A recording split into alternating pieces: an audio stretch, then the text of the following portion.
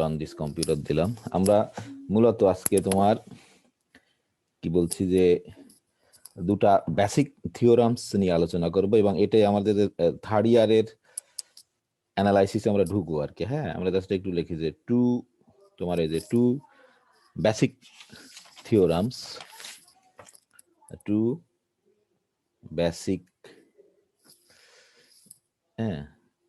থিওরামস। তোমরা জানোই আমি একটু অন্যরকম করে বলবো আর কি। তার একটা হচ্ছে তোমার, আমরা মেইনলি এটা নিয়ে বলবো তো, এবং দেখাবো আসলে আসলে নিউমেরিক্যাল অ্যানালাইসিস বা কম্পিউটার যে তোমার ম্যাথমেটিক্স ছাড়া মানে পুরো অচল আর কি। ঠিক আছে, সেটার একটা ধারণা আজকে দেওয়া যেতে পারে। তো একটাকে বলে খুবই ইম্পর্টেন্ট থিওরাম, সেটাকে বলে তোমার ইন্টারমিডিয়েট। তোমরা জানো এটা সম্ভবত, আমাদের সেকেন্ড ইয়ারে পড়ছো আমার ধারণা, তাই না? ইন্টারমিডিয়েট ভ্যালু থিওরামের নাম শুনছো?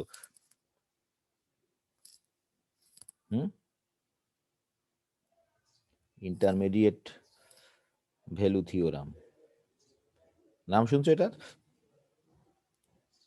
না স্যার, নাম শোনোনি?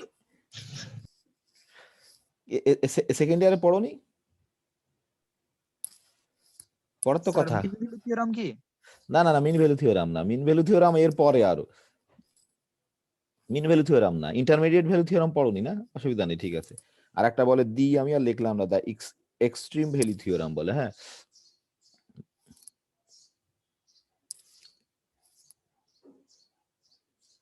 এক্সট্রিম ভ্যালু থিওরাম বলে এটাকে। হ্যাঁ, এক্সট্রিম ভ্যালু থিওরাম তোমার দেখা যাচ্ছে না, দেখতে পাচ্ছ তো?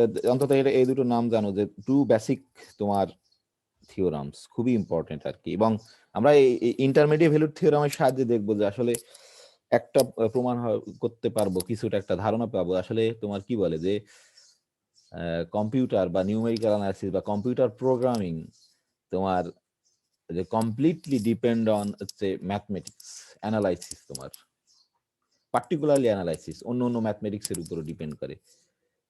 মানে এটা ছাড়া, ম্যাথমেটিক্স ছাড়া কম্পিউটার প্রোগ্রামিং মিনিংলেস আর কি। হ্যাঁ, সেটা দেখানোর চেষ্টা করবো আমরা, এবং আশা করি তোমরা বুঝতে পারবে। এবং এই প্রোগ্রামটা তো তোমরা থার্ড ইয়ারে করবা, আমরা যখন ছিলাম ছাত্র তখন করতাম আর কি। হ্যাঁ, সেটা আমরা দেখা। তাহলে এই দুটো নাম অন্তত মনে রাখো, অন্তত ইন্টারমিডিয়েট ভ্যালু থিওরাম, নামের সাথে একটা ব্যাপার স্যাপার আছে। ইন্টারমিডিয়েট মানে মাঝখানে কিছু ঘটছে, আর এটা হচ্ছে এক্সট্রিম মানে এক্সট্রিমস কিছু ঘটছে, হয়তো সবচেয়ে বেশি বা সবচেয়ে কম, এরকম একটা ব্যাপার স্যাপার সামথিং একটু বুঝতে পারছি আর কি নাম দিয়ে।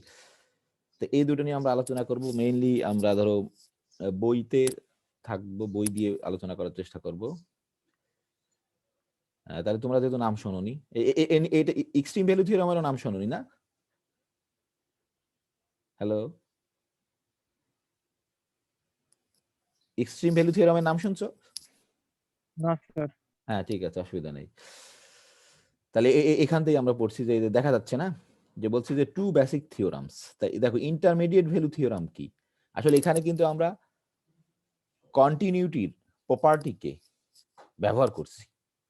আমরা কিন্তু এতক্ষণ এটাই আলোচনা করছিলাম যে প্রথমে লিমিট আলোচনা করছিলাম।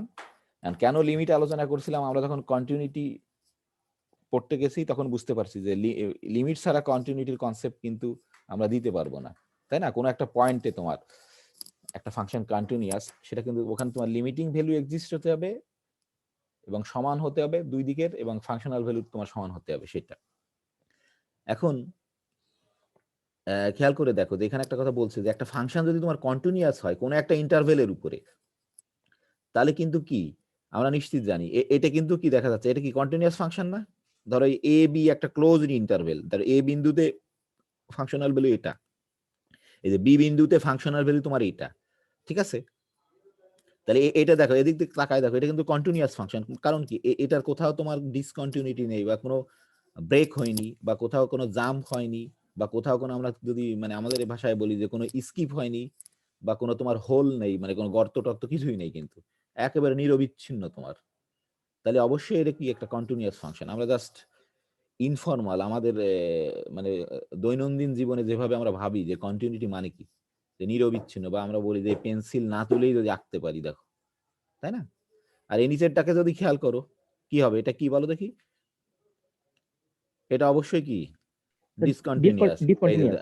কোনো একটা পয়েন্ট অন্তত এই পয়েন্টে ডিসকন্টিনিউয়াস মানে ছিঁড়ে গেছে, অথবা জাম্প করছে যেভাবে বলো, অথবা এখানে যদি বলো একটা যে গর্ত আছে বা হোল আছে, যেটাই আমরা বলি, তাই না, সেই ঘটনা ঘটছে। তাহলে এই এই এই এই- এই এই কন্টিনিউটির সাথে এই ইন্টারমিডিয়েট ভ্যালু থিওরামের খুব তোমার যোগসাজ আছে বা একটা সম্পর্ক আছে। তাহলে খুব ইম্পর্টেন্ট তো তোমার কন্টিনিউটির ধারণাটা। তাহলে দেখো একটা জিনিস, মানে তো আমরা বলছিলাম যে যে কোনো একটা জিনিসের কিন্তু অ্যাজাম্পশন আছে, সেই অ্যাজাম্পশনকে মিনিমাম একটা অ্যাজাম্পশন ধরে যে একটা একটা থিওরাম হচ্ছে তোমার সুন্দর বা ভালো বা সব মানে একসেপ্ট করবে মানুষ, তার অর্থ হচ্ছে তুমি কত কম অ্যাজাম্পশন কনসিডার করতে পারো, কত কম অ্যাজাম্পশন কনসিডার করে অথবা কত ছোট জায়গায় অ্যাজাম্পশন কনসিডার করে তুমি একটা সিদ্ধান্তে আসতে পারো, সেটা হচ্ছে একটা থিওরামের তোমার বিশেষত্ব বা ইম্পর্টেন্সি।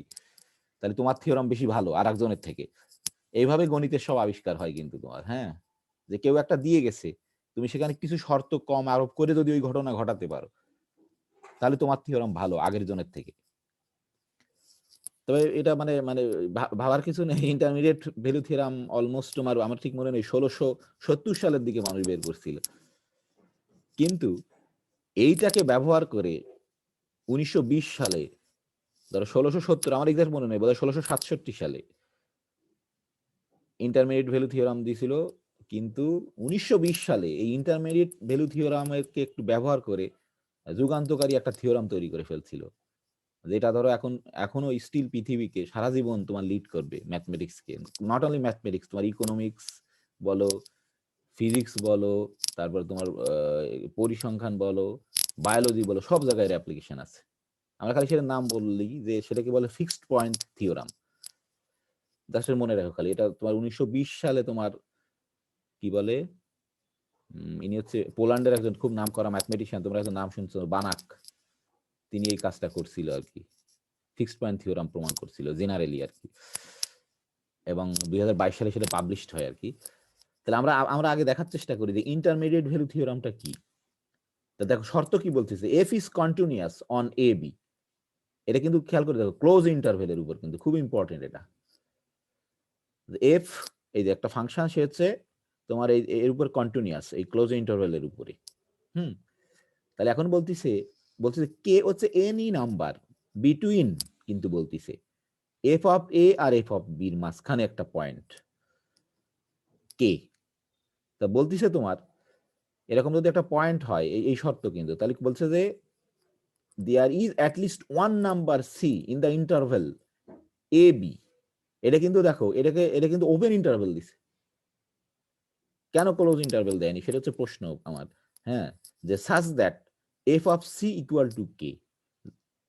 তোমার কি বুঝতে পারলে, ধরো এরকম যদি একটা কন্টিনিউয়াস ফাংশন হয় তোমার, যদি কন্টিনিউয়াস হয়, প্রথম শর্ত এফ কে কিন্তু কন্টিনিউয়াস হতে হবে তোমার, কন্টিনিউয়াস না হলে কিন্তু সমস্যা, এবং সেটা ক্লোজ ইন্টারভেলে হতে হবে, এ বি ক্লোজ ইন্টারভেলে। তাহলে তুমি যদি, তাহলে এটা যদি এ হয়, তাহলে এফ অফ এ অবশ্যই এটা আমরা বারবার বলছি বা তোমরা জানো ফার্স্ট ইয়ার থেকে। আর বি যদি এটা হয়, এফ অফ বি তোমার এইটা অবশ্যই সেটা ওয়াই অ্যাক্সিসে পরিমাপ করে। তাহলে তুমি যদি এই এফ অফ এ আর এফ অফ বির মধ্যে যে কোনো পয়েন্ট নাও না কেন, যে তার জন্য এই এ আর বির মাঝখানে একটা সি পাবা, যার ইমেজ হবে এই কে। ধর আমরা এখানে যদি কে ধরি, এই বরাবর যদি একটা এক্স অ্যাক্সিসের প্যারালালটা রেখা এঁকে দিই, তাহলে আমরা দেখবো যে এই সিটার ইমেজ হচ্ছে এই কেটা, অর্থাৎ F of C equal to কে।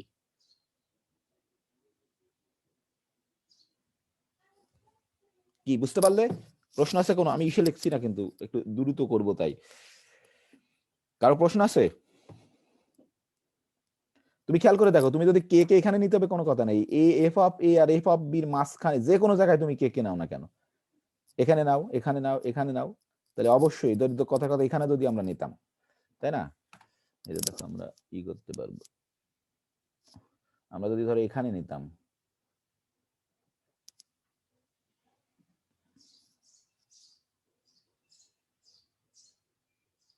আমাদের আমরা যদি ধরো এখানে নিতাম, ধরো কে কে, ওখানে নিতে কোনো কথা নেই।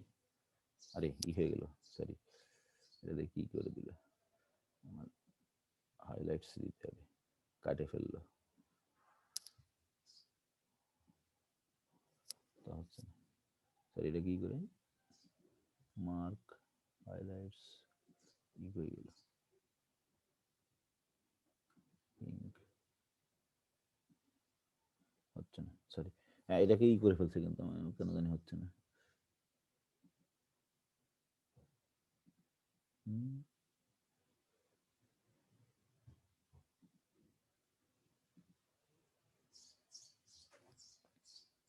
কথা সব ইরেজ করে ফেলছে। যাই হোক, এখানে যদি আমরা যে কোনো জায়গায় তোমার পয়েন্টে ধরো এখানে যেখানে কেটে গেছে আসলে কেটে যায়নি, এখানে নিলে তাহলে এই বরাবর তোমার কেটা কোথায় হবে? এই যে এখানে হবে তোমার, অর্থাৎ কি যেখানেই নাও না কেন। এই জন্যই বলতেছে তোমার ইন্টারমিডিয়েট ভ্যালু, যে এফ অফ এ আর এফ অফ বির মাঝখানে তুমি যদি যে কোনো একটা কে নাও, তার জন্য কমপক্ষে একটা তুমি সি খুঁজে পাবা। এখানে কিন্তু বলছে there is at least one number C in the interval এত such that F of C equal to K হয়। হ্যাঁ, এটাকে বলা হচ্ছে তোমার ইন্টারমিডিয়েট ভ্যালু থিওরাম। সমস্যা নেই, আমরা এখন ইসে যেতে পারি, আমরা আমাদের ইসে যেতে পারি, কোনো সমস্যা নেই। এখানে তোমাদেরকে দেখাতে পারি ইজিলি, যে দেখো, যে আমরা যদি গ্রাফের সাহায্যে দেখাই, ধরো আমাদের হচ্ছে এই যে এইটা ই, এটা আমাদের এক্স, এটা ধরো ওয়াই, ধরো আমরা এমন করে নেব যে এরকম করে নিচ্ছি, ধরো কন্টিনিউয়াস হতে হবে কিন্তু ফাংশনটা, ঠিক আছে? তাহলে এখানে যদি ধরো আমরা ই ধরি, এটাকে একটু ছোট করে দিই, এখানে যদি আমরা ধরো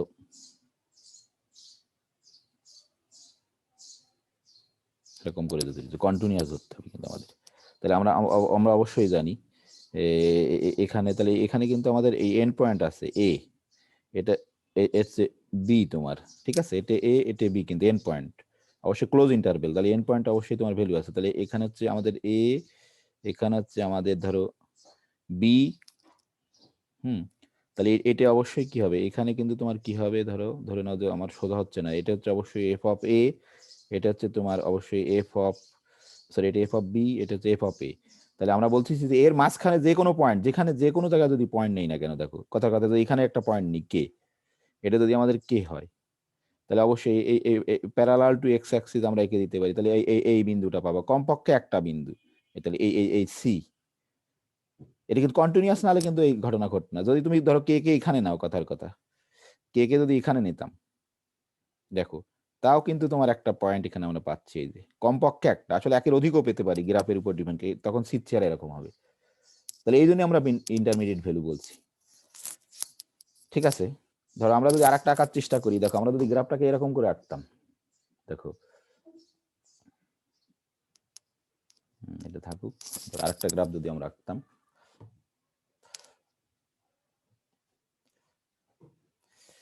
আমরা যদি ধরো আরেকটা গ্রাফ আঁকতাম, বা হ্যাঁ আরেকটা গ্রাফ যদি আঁকতাম, ধরো এই যে দেখো, তখন কিন্তু একের অধিক পয়েন্টও পাওয়া যেত তোমার, কিন্তু বলছে যে দেয়ার এক্সিস্ট বা there is at least one. ধরো আমরা যদি গ্রাফটাকে এরকম করে আঁকতাম, দেখো ধরো এটা কিন্তু কন্টিনিউয়াস ফাংশন তোমার, তাই না? এই যে এটা কিন্তু তোমার কন্টিনিউয়াস ফাংশন, অবশ্যই। ধরো এখানে আমাদের এফ অফ এ, এই বিন্দুটা আছে, এই বিন্দুটা আছে এফ অফ এ, তাহলে এখানে তোমার এ ধরলাম, তাহলে এই বরাবর হবে তোমার এফ অফ এ। এখানে ধরো আমরা একটু এরকম করে, এটা ধরো এফ অফ, এটা যদি আমাদের বি হতো, হ্যাঁ এটা তোমার এফ অফ বি, ঠিক আছে? তাহলে এখন দেখো খেয়াল করো, তুমি যদি এখানে এইখানে যদি কে নিতে, তাহলে তখন কয়টাই পাওয়া যেত, ধরো এই যে আমরা এই বরাবর যেটা নিতে তিনটে পয়েন্ট পাইছি, তাহলে এখানে হয়তো আমাদের সমান হলো না, ধরো এরকম এই বরাবর একটা পয়েন্ট পেতাম, এই বরাবর একটা পয়েন্ট পেতাম, এই বরাবর ধরো একটা, এইটা এখানে একটা পয়েন্ট পেতাম। তাহলে তোমার থিওরাম বলছে হচ্ছে তুমি কমপক্ষে there is at least one point পাবা। তুমি যদি কনস্ট্যান্ট ফাংশন নিতে, তাহলে সবগুলো পয়েন্ট কিন্তু তোমার হতো। কনস্ট্যান্ট ফাংশন হলে এফ অফ এ সমান সমান কিন্তু এফ অফ বি হয়ে যেত তোমার। কি কারো প্রশ্ন আছে? হ্যালো হ্যালো, শুনতে পাচ্ছ আমাকে না শুনছোই না? হ্যালো স্যার শোনা যাচ্ছে স্যার। হ্যাঁ, কারো প্রশ্ন আছে? বুঝতে পারছো জিনিসটা কি? জি স্যার। এখন এখন আমার একটা প্রশ্ন ছিল, সেই প্রশ্নটা ছিল এরকম যে আমরা বলছিলাম যে কেন এই যে আমার প্রশ্ন ছিল এইটা, এই যে বলছি এখানে কিন্তু ক্লোজ ইন্টারভেল নিছিলাম, কিন্তু বলছিলাম যে at least one number C in the open interval কেন? বলো দেখি এখানে ওপেন ইন্টারভেল নেওয়া ভালো না ক্লোজ ইন্টারভেল নেওয়া ভালো? কে বলতে পারবে? এটা কিন্তু ক্লোজ ইন্টারভেল নিলেও হবে। স্যার এ আর বি পয়েন্টের জন্য তো ফাংশনাল ভ্যালু দেওয়াই আছে F of A F of B, তাই ওই দুইটা ছাড়া যে কোনো পয়েন্ট নিতে যাচ্ছি, তাই জন্য ওপেন ইন্টারভেল ব্যবহার করা হয়েছে। হ্যাঁ ওপেন কিন্তু আমরা তো এখানে ওপেন ক্লোজ ইন্টারভেল ব্যবহার করতাম, কোনো ক্ষতি ছিল? না স্যার। ছিল না। কিন্তু ধরো কেন, আমার প্রশ্ন হচ্ছে কেন ক্লোজ ইন্টারভেল ব্যবহার করলাম না? বলো যে তখন থিওরামটা কি ভালো হতো না খারাপ হতো? স্যার ওই তো আপনি তখন বললেন বৈশিষ্ট্য যত ভালো হবে তাই জন্য। হ্যাঁ সেই জন্যই ধরো এখানে যদি আমরা ক্লোজ ইন্টারভেল নিতাম তাহলে কিন্তু তোমার বেশি কন্ডিশন অ্যাপ্লাই করতেছিল, মানে এর ভিতরে সব পয়েন্টও থাকতে হচ্ছে, সাথে তোমার কি দুটো এন্ড পয়েন্টও থাকতে হচ্ছে, তাই না? মানে কি এই শর্ত এখানে তুমি আরো বেশি চাপায় দিচ্ছ, মানে বেশি জায়গা। ধরো আমি বললাম যে আমার হাতে একটা সুচ ছিল, হ্যাঁ ধরো একটা সুচ পড়ে গেছে একটা রুমের ভিতর, আমি তোমাকে বললাম আমার এই তোমাদেরকে বললাম এই একটা সুচ পড়ে গেছে, একটু খুঁজে বের করো, তো এই রুমের ভিতর পড়ে গেছে। এখন আরেকজন এসে বললো যে না স্যার রুমের ভিতর পড়েনি, আমি দেখেছি যে এই রুমের এই অংশটার ভিতরে খালি পড়ছে। তাহলে কারটা ভালো হবে বলো দেখি আদামশান? ছোট জায়গায় খুঁজতে গেলে বেশি দ্বিতীয়টা। দ্বিতীয়টা ভালো হবে, মানে যে বলবে যে না আরো স্পেসিফিক বললো তখন কি তোমার তখন খুঁজে পেতে তোমার সুবিধা হলো, তাই না? মানে কম শর্তে তুমি খুঁজে পাচ্ছ কম কষ্টে। কিন্তু এখানে যদি ক্লোজ ইন্টারভেল দিলাম তাও কিন্তু কাজ হতো, কিন্তু সেটা কিন্তু আরো স্ট্রং তোমার শর্ত, মানে বড় জায়গায় এই দুটো এন্ড পয়েন্ট, অন্তত আমরা দুটো এন্ড পয়েন্টকে বাদ দিতে পারছি। ওই সুচ খোঁজার মতো গোটা তোমার রুমের ভিতর খুঁজতে হবে না। আসলে তো আমরা এই সি কে খুঁজছি, তোমার সি মানেই সুচ, একে খুঁজছি। তুমি তুমি তোমার থিওরামে যত কম জায়গায় খুঁজতে তুমি পারবা তত তোমার থিওরাম ভালো। এই জন্য ও পরে বললো না এই অংশে আমি দেখছি, ও বলে এসে বললো স্যার না আমি দেখছি এই অংশের ভিতরে পড়ছে, এই ধরো এই দুটো টাইলস এর ভিতরে পড়ছে, গোটা রুমে খোঁজার দরকার নেই স্যার, এই দুটো টাইলস এর যেখানে আছে সেখানে খোঁজেন তাহলে পাবেন। তাহলে ওর থিওরাম কিন্তু ভালো, বুঝতে পারছো? তোমাকে চিন্তা করতে হবে তখন পড়বা কেন এই ক্লোজড কে বাদ দিল। তাহলে তুমি যখন লিখবা পরীক্ষায় তখন কখনো ভুল হবে না। তাহলে আমরা কিন্তু বলছি না যে একটা সি পাবো, কিন্তু একটা সি পাবোই পাবো, সেটা নিশ্চয়তা দিচ্ছি তোমাকে। কিন্তু এখানে বিরাট প্রশ্ন, সেই সি কে কি তুমি বলতে পারবা কোন সি? এই গ্রাফ না হলে অঙ্ক থাকলে এটা যদি তুমি করতে পারো তাহলে বিরাট থিওরাম হয়ে যাবে পৃথিবীতে, তোমার নাম সারা মানুষ স্মরণ করবে, ঠিক আছে? যাক হ্যাঁ আমরা এটা বললাম। তাহলে এখন ধরো প্রশ্ন এই যে তাহলে বিভিন্ন প্রশ্ন থাকতে পারে, যদি এই এফ কন্টিনিউয়াস না হতো, আমরা যদি এফ কে বলতাম F is a function on A B, তাহলে কি সমস্যা হতো, তাহলে কি পেতাম? এই যে দেখো সেটাই সেই প্রশ্ন করছে তোমাকে এরকম যে এই দেখো এই এফটা কিন্তু কন্টিনিউয়াস না তোমার, তাহলে কিন্তু তুমি এরকম কোনো গ্যারান্টি দিতে পারবে না। অর্থাৎ তুমি এই কে কে যদি এখানে নাও ধরো এই ফাঁকা বরাবর, তাহলে কি কোনো সি পাবা যার ফাংশনাল ভ্যালু কে হবে বলো দেখি? আমি যদি ধর এই ফাংশনটা আমি বলিনি কোনো কন্টিনিউয়াস কি কন্টিনিউয়াস, আমি বলি এফ একটা ফাংশন শুধু, তাহলে কন্টিনিউয়াস কেন দরকার? আমরা প্রথমে দেখালাম যে ক্লোজ এরপরে দেখাবো ক্লোজ ইন্টারভেল কেন দরকার।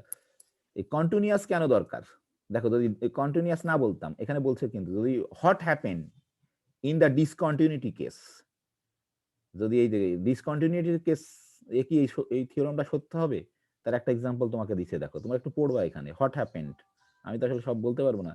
এই যে দেখো তুমি যদি এরকম একটা ফাংশন নিতে, জাস্ট এক্সাম্পল দিছে কাউন্টার, যে এরকম ডিসকন্টিনিউয়াস নিতে তুমি কে কে যদি এখানে নিতে, তাহলে তো কি এমন কোন সি আছে যার ইমেজ এই কে বলো দেখি? হ্যালো না স্যার। হ্যাঁ না, কিন্তু তাহলে কি, তাহলে কিন্তু তোমার সত্য হতো না। আমরা কিন্তু বলছিলাম যে মানে সত্য হওয়া জন্য সবার জন্য সত্য হবে, আর তুমি মিথ্যা প্রমাণ করে ফেলতে পারবা যে একটা ডিসকন্টিনিউয়াস ফাংশন পাইছো যার জন্য এরকম কে যদি না সে সত্য হবে না। তাহলে তোমাকে বুঝতে হবে যে থিওরামের কোন অংশটা তোমার ইসেনশিয়াল কন্ডিশন, একেবারে এই কন্টিনিউটি তোমার ইসেনশিয়াল কন্ডিশন। তারপরে তোমার এই যে এই ক্লোজ ইন্টারভেল হওয়া, এইখানে কিন্তু ওপেন ইন্টারভেল দিলে কাজ করবে না জানো। তুমি যদি বলতে কন্টিনিউয়াস রাখলে if F is a continuous function on open interval A B, তাহলে এই থিওরাম আর কাজ করবে না। তোমরা এটা কি তোমাদের ওয়ার্ক দিলাম যে কেন কাজ করবে না, কেন এই যে কন্টিনিউটি এবং ক্লোজ ইন্টারভেল কেন এত ইম্পর্টেন্ট। হ্যাঁ এটা তোমরা এটা তোমাদের কাজ আগামী দিন, যে আমি তো দেখালাম যে এখানে আছে, আমি জানি এটা কেন তোমার এই বই লেখা নেই, যে ওপেন ইন্টারভেল হলে কেন কাজ করবে না, তোমরা একটু চিন্তা করো। ঠিক আছে, আমাকে শুনছো তোমরা নাকি? মনে তো শুনছোই না। হ্যাঁ, স্যার শুনতে পাচ্ছি স্যার। শোনা যাচ্ছে তো। বুঝতে পারছো? জি স্যার। জি স্যার। তো তোমাদের কি কাজ দিলাম বলো দেখি, কেন এই close interval essential, open interval দিলে কি সমস্যা হতো সেটা খুঁজে বের করা। খুঁজে বের করবা, নাহলে আমি আগামী দিন কি করব। আর এটা যদি তোমরা এই যে তাহলে এখন দেখো খুব একটা ইম্পর্টেন্ট বলছে যে continuous function map intervals onto intervals.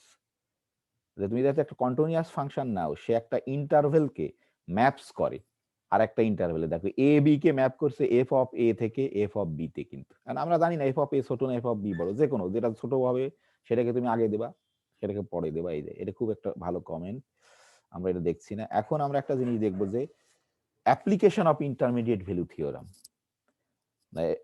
এটা হচ্ছে ম্যাথমেটিক্স। ম্যাথমেটিক্সের অ্যাপ্লিকেশন মানে তুমি একটা প্রোগ্রাম করে ফেললে, সেটা কিন্তু ম্যাথমেটিক্সের অবশ্যই অ্যাপ্লিকেশন, কিন্তু সেটা খুব মানে নগণ্য, খুবই নিম্নমানের অ্যাপ্লিকেশন। হ্যাঁ, তুমি একটা থিওরামকে অ্যাপ্লাই কোনো একটা প্রবলেমকে সলভ করতে পারলে সেটা হচ্ছে সবচেয়ে ইম্পর্টেন্ট।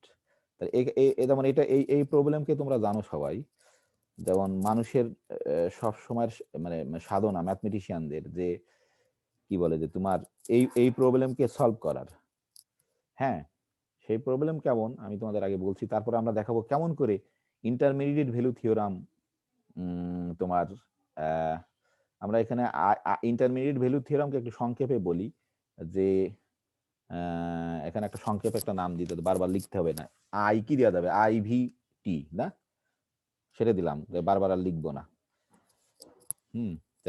এই যে ধরো ইন্টারমিডিয়েট ভ্যালু থিওরাম কিরকম, আমরা একটাই দিলাম যে inter I inter M intermediate I V T, এরকমই তাই বোধ হয়, intermediate value theorem I V T. অনেক বই লেখে, তো আমরা জাস্ট বারবার লেখার হাত থেকে বাঁচার জন্য এটা লিখলাম। তাহলে দেখো আমরা কেমন করে ইন্টারমিডিয়েট ভ্যালু থিওরামকে ব্যবহার করে কোনো প্রবলেমকে সলভ করতে পারি, এবং তারপরে আমরা দেখাবো সেটাকে কি করে ইঞ্জিনিয়াররা ব্যবহার করছে নিউমেরিক্যাল ট্রিটমেন্টে। হ্যাঁ, জানি না তোমরা মজা পাচ্ছ কিনা, আমি খুব মজা পাচ্ছি আর কি। হ্যাঁ, এখানে আমরা বললাম যে এটা কিন্তু তোমরা ছোটবেলা থেকেও তোমরা এটা পড়ছো, যে কোনো একটা ধরো তোমাকে একটা ফাংশন দেয়া আছে, ধরো এফ অফ এক্স, যে কোনো একটা ফাংশন, যে মানে ম্যাথমেটিশিয়ানদের স্বপ্ন ছিল কিন্তু, বা তোমরা ছোটবেলায় যখন পড়তে, যে কোনো একটা ফাংশন দেয়া থাকলে তুমি তো এটাকে খোঁজার চেষ্টা করতে যে এক্স এর কোন ভ্যালু বসালে, এটাকে ফাংশন বলবো না, আমরা একটা পলিনোমিয়াল বলতে পারি, ধরো এক্স এর কোন ভ্যালু বসালে হট ভ্যালুস অফ এক্স, ধরো F of X equal to তোমার 0 হবে। এটাই কিন্তু আমাদের ধরো মানে সাধনা ছিল ম্যাথমেটিশিয়ানদের। ধরো তুমি যে কোনো একটা, ধরো আমরা খুব সহজ যদি একটা ধরি তাহলে আরো ভালো বুঝতে পারবা। ধরো আমরা এই যে তোমাদের সবচেয়ে এটা ধরলাম F of X equal two, ধরো এটা আমরা মুখে মুখেই বলে দিতে পারি, ধরো এক্স মাইনাস 2। তাহলে বলো দেখি এক্স এর মান কি বসালে 0 হবে? 2। হ্যাঁ, এটা জানো, একেবারে আমরা ছোটবেলা ক্লাস 6 থেকে পড়ে আছি। ধরো এফ অফ 2 মানে এই 2 কে বলা হয় এফ অফ, এই 2 কে বলা হয় কিন্তু এফ অফ এক্স এর জিরোস, মানে এক্স এর পরিবর্তে যদি 2 বসাই তাহলে সে 0 হয়ে যাবে। তাহলে এফ অফ 2 ইকুয়াল টু 0, মানে কি এটাকে তোমরা অন্য ভাষায় বলো 2 is a root of F of X, তাই না? হ্যালো, এটা তো জানো তো? জি sir. 2 is a root of F of X, এটা একেবারে সেই মানে ভাগশেষ উপপাদ্য সাজে এটাই মানে সাধনা করে আসছি যে, কিন্তু এটা যদি অনেক জটিল হয় তখন কিন্তু এত সহজ না বলা। হ্যাঁ, আমরা সহজটা দিয়ে দেখালাম। এবং দেখো ইন্টারমিডিয়েট ভ্যালু থিওরাম এর একটা সমাধান দিছে তোমাকে, যে একটা অ্যাপ্লিকেশন ইন্টারমিডিয়েট ভ্যালু থিওরামের, সেটাকে আমরা বলি হচ্ছে, আমরা এরকম ছোট্ট করে লিখি যে অ্যাপ্লিকেশন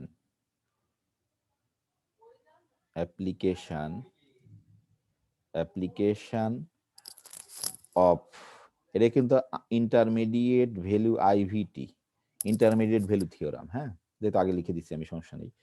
ধরো একটা অ্যাপ্লিকেশন অন্তত বলি, এবং কি করে এটা নিউমেরিক্যাল অ্যানালাইসিসে ব্যবহার করা হয়, কম্পিউটারকে ব্যবহার করা হয় প্রোগ্রামিং এ, সেটাই আমাদের দেখানো আমাদের মূল টার্গেট। আরো অনেক অ্যাপ্লিকেশন আছে ধরো আমি জানি না, আমি এটুকুই জানি, তোমরা জানতে পারো অবশ্যই। যে আমি 1 নম্বর বললাম, এই জন্য 1 নম্বর বলতেছি যে লোকেটিং মানে খোঁজা কোথায় জিরো আছে। ধরো locating the zeros of A function, locating the zeros, একটা জিরোস থাকবে কোনো কথা নেই, আমরা এমন ফাংশন দিয়েছি যে 1 ডিগ্রি, সেদিন একটা জিরোস আছে, তোমরা ফার্স্ট ইয়ারে পড়ছো এটা। লোকেটিং দ্য জিরোস অফ এ ধরো ফাংশন, এই একটা ভীষণ অ্যাপ্লিকেশন, এবং এটা তোমরা থার্ড ইয়ারে প্রোগ্রামিং করবা সি প্রোগ্রামিং এর সাথে। সরি, এটা কোনো সেন্টেন্স না, আমি ফুল স্টপ দিচ্ছি না, হ্যাঁ, জাস্ট এমনি আমি একটা লিখছি। ঠিক আছে, দেখো কেমন করে আমরা করতে পারি যে লোকেটিং, এতে ধরো আমরা ব্যবহার করতে পারি। কি তোমরা কি কেউ বলতে পারবা নাকি? কে বলবে? ইমরান সাহেব জানো নাকি? মাহিদুল সাহেব, আর যারা ধরো কথা, কে কে জানি কথা বললে বা যারা কথা বলোনি তারা কি কেউ জানো এটা? হ্যালো, কেউ কি জানো এটা? না স্যার।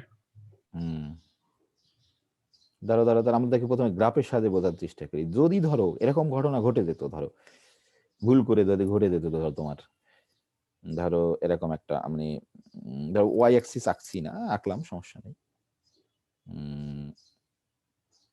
ধরো ভুল করে ঘটে গেছে যে তুমি ধরো তোমার একটা ফাংশনের চেহারা এরকম, ধরো কোন একটা ইন্টারভেলের উপর, ধরো এটা এটা কিন্তু অবশ্যই তোমার ক্লোজ ইন্টারভেল, নাহলে ভীষণ সমস্যা। ধরো এরকম একটা ফাংশনের চেহারা, ধরো কোনো কারণে এরকম করে ঘটে গেছে, ধরো এটা হচ্ছে তোমার বি, এটা হচ্ছে ধরো তোমার এ, ঠিক আছে? তাহলে বুঝতেই পারছো, তাহলে এইখানে হচ্ছে তোমার এফ অফ বি, হ্যাঁ, আর এইখানে ধরো হচ্ছে তোমার এফ অফ এ। খুবই সহজ, তোমরা হাসবা আর কি। এই যে ধরো এটে, তাহলে এটাকে আমরা ধরছি এ, এতে বি, ধরে কোনো কারণে এরকম ঘটেছে ফাংশনটার চেহারা। তাহলে এখানে বলো দেখি জিরোটা, জিরো কে এটা না, এই জিরোটা অবশ্যই কিন্তু কি তোমার, এই জিরোটা কিন্তু তোমার অবশ্যই এফ অফ এ আর এফ অফ বির মাঝখানে, তাই না? এই জিরোটা কিন্তু তোমার এফ অফ এ আর এফ অফ বির মাঝখানে। আমরা বলতে, আমরা যেমন কে নিছিলাম between F of A and F of B, তাহলে আমাদের জিরোর মান কিন্তু কে হতে পারে। ধরো আমরা এরকম বলতে পারি, কোনো সমস্যা নেই, যে যে কোনোটা হতে পারে, সমস্যা নেই, আমাদের এখানে আমরা এমন করে রাখছি। এটা কি সত্য কিনা বলো দেখি?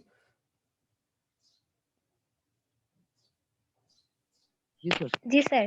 এটা অবশ্যই সত্য, ঠিক জি আছে, স্যার। এটা অবশ্যই সত্য।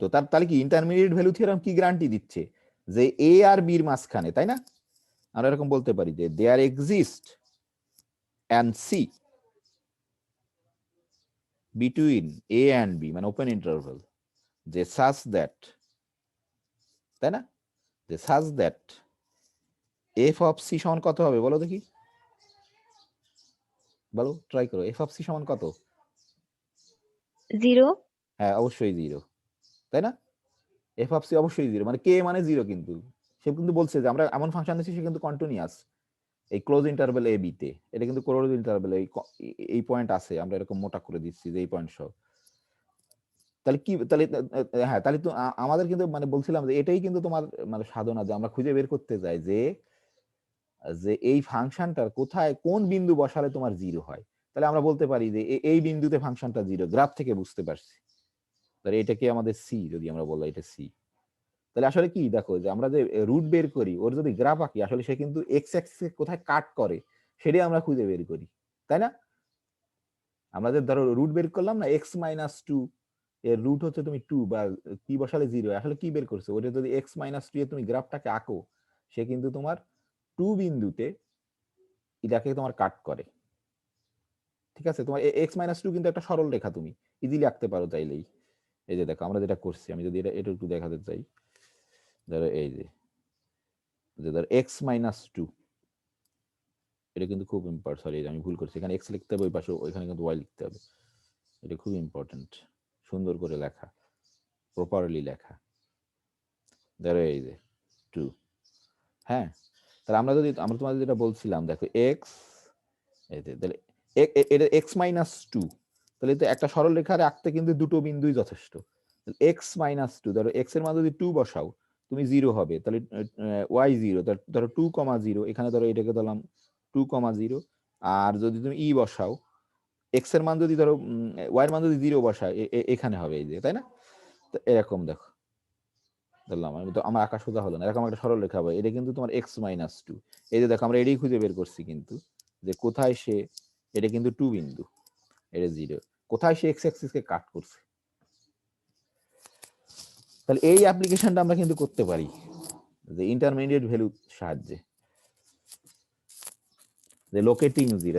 আমি কেমন করে বের করতে পারি? আসলে কিন্তু ইন্টারমিডিয়েট ভ্যালু থিওরাম কিন্তু ডিরেক্টলি তোমাকে কোনো ক্লু দেয়নি যে এটা খুঁজে পাওয়ার, কিন্তু তোমাকে ধরো খুঁজে পেতে হবে। এখানে কি প্রশ্ন আছে কারো? এটা কি বুঝতে পারছো? হ্যালো, আমি তো ধর খালি বলেই যাচ্ছি, তোমার উচ্চ কিনা সেটা তো ইম্পর্টেন্ট। জি স্যার, বোঝা যাচ্ছে। হ্যাঁ, এরা যদি বুঝতে পারো, দেখো আমরা এখন তাহলে এখানে দেখাতে পারবো। এই যে দেখো এরা এটাই করছে যে, এই দেখো আসলে দুটো ঘটনাই ঘটতে পারে, যে এফ অফ এ, আমরা জানি না যে কোনটা বড়, এই দুটো হতে পারে, যে এফ অফ এ তোমার নেগেটিভ হতে পারে আর এফ অফ বি পজিটিভ হতে পারে, অথবা তোমার এই চিত্রে F of A negative, F of B positive. তাহলে অবশ্যই নেগেটিভ পজিটিভ হলে একে, যেহেতু কন্টিনিউয়াস, এ কিন্তু নেগেটিভ থেকে পজিটিভে যেতে হলে কোথাও না কোথাও তোমার এক্স অ্যাক্সিস কে কাট করতে হবে, আর আমাদের লক্ষ্য হচ্ছে সেই বিন্দু খুঁজে বের করা। অথবা যদি তোমার দেখো এফ অফ বি নেগেটিভ, এই যে এফ অফ বি নেগেটিভ আর এফ অফ এ পজিটিভ, তাহলে যেহেতু কন্টিনিউয়াস ফাংশনটা, তাহলে তোমাকে কিন্তু যেহেতু কন্টিনিউয়াস, তাহলে অবশ্যই এখান থেকে এখানে আসতে হলে একে তোমার কোথাও না কোথাও তোমার এই এক্স অ্যাক্সিস কে কাট করতে হবে কিন্তু, এবং এইটাকে ব্যবহার করে তোমার তারা কিন্তু এই করে ফেলছে, এই ঘটনা ঘটাই ফেলছে তোমার, যে ই বের করা, এবং এইটাকেই নাম দিছে তখন বাইসেকশন মেথড বলে। এই যে দেখো বাইসেকশন মেথড। আমি এখানে তোমাদেরকে দেখাচ্ছি, ধরো একটু বাইসেকশন মেথড কেমন করে আমরা, ধরো এখানে একটা ই আছে, আমি যেহেতু সময় কম তোমরা নিজেরা একটু পড়লে বুঝতে পারবা। আমি আরো একটা বড় এই যে এখানে একটা প্রজেক্ট আছে এই বই, তোমরা চাইলে কেউ যদি ইন্টারেস্টেড হও এই প্রজেক্টটা সলভ করতে পারো আর কি, খুবই ইন্টারেস্টিং প্রজেক্ট, কারণ এটা তোমার থার্ড ইয়ারে, তোমরা তো থার্ড ইয়ারই পড়ো না, প্রোগ্রামিং এটা কাজে লাগবে। যে এই যে বাইসেকশন মেথডটা কিন্তু তোমাকে এরা দিল, এই যে তোমার ইন্টারমিডিয়েট ভ্যালু থিওরামের একটা কনসিকুয়েন্স, যে কেমন করে, ধরো আমি জাস্ট একটু খালি দেখাচ্ছি, তোমরা যারা ইন্টারেস্টেড পড়তে পারবা। ডিরেক্ট কোনো ক্লু দিনে, ধরো আমরা এই গ্রাফ দিয়ে বোঝাচ্ছে যে এই, খেয়াল করে দেখো যে এর তোমার এখানে রুট আছে, তাই না? এই বিন্দুতে কিন্তু সে 0 হয়ে যাবে, সেটাই বলছে। তাহলে ধরো আমরা এখানে, তাহলে কি হতে হবে, এখানে ধরো কোন একটা ইন্টারভেল তোমাকে কিন্তু দেওয়া থাকবে। ধরো আমরা আরেকটা জিনিস এখানে একটা ই আছে, এটা আরেকটু সুন্দর ইজিলি বোঝা যাবে। যে এই যে দেখো আমরা যদি এর বের করতে চাই, যেমন F of X equal two x square minus 2, ধরো 1 আর 2 এই ক্লোজ ইন্টারভেলের ভিতর কি এর কোনো রুট আছে কিনা, তাহলে তোমাকে বসায় ফেলতে হবে যে এফ অফ এ যদি বসাও, তাহলে দেখো -1 হচ্ছে, মানে নেগেটিভ, আর তুমি যদি এফ অফ 2 বসাও, এখানে 2 দুগুণে 4 -2, তাহলে তোমার পজিটিভ হচ্ছে। হ্যাঁ, তাহলে আমরা নিশ্চিত যে 1 আর 2 এর ভিতরে একটা নাম্বার আছে, কমপক্ষে একটা আছে, একের বেশিও থাকতে পারে, যে যেখানে F of C equal to 0। হ্যাঁ, তাহলে আমরা ইজিলি এরকম খুঁজে খুঁজে বের করে ফেলতে পারি। তাহলে এইখানে দেখো যে ইন্টারমিডিয়েট ভ্যালু ডিরেক্ট কিন্তু তোমাকে ক্লু দিচ্ছে না কোনো, তুমি ওই বুদ্ধিটাকে ব্যবহার করে আমরা বের করতে পারি। আমি প্রজেক্টটা খালি অল্প একটু দেখাচ্ছি, ধরো কেমন করে, ধরো এখানে এই ফিগারটা দেখো, ধরো এতে কিন্তু পজিটিভ, বিতে হচ্ছে তোমার নেগেটিভ, তাহলে আমরা নিশ্চিত যে এ আর বির মাঝখানে কোথাও একটা বিন্দু আছে, যেখানে সিতে হচ্ছে মানে এই ফাংশনটা F of C equal to 0। এখন আমরা খুঁজতে চাই সেই সি কে, সেই সি কোথায় আছে।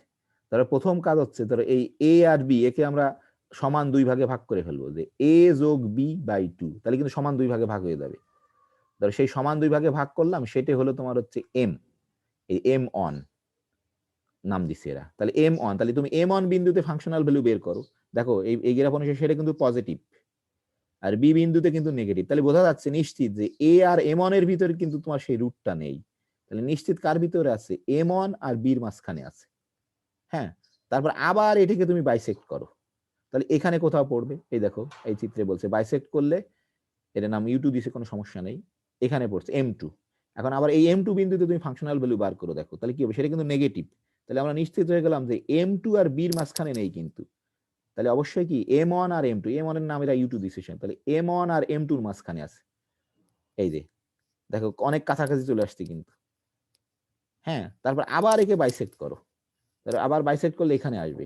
এই যে দেখো এই V3, এই যে M3 দিছে বা V3 দিছে, যাই দেখ সময় V3 দিছে, তাহলে এই যে V3 তে তোমার দেখো এই যে নেগেটিভ আর এটাতে পজিটিভ, তাহলে আবার এর মাঝখানে আছে, তাহলে আরো কাছে চলে আসছে দেখো এই সির।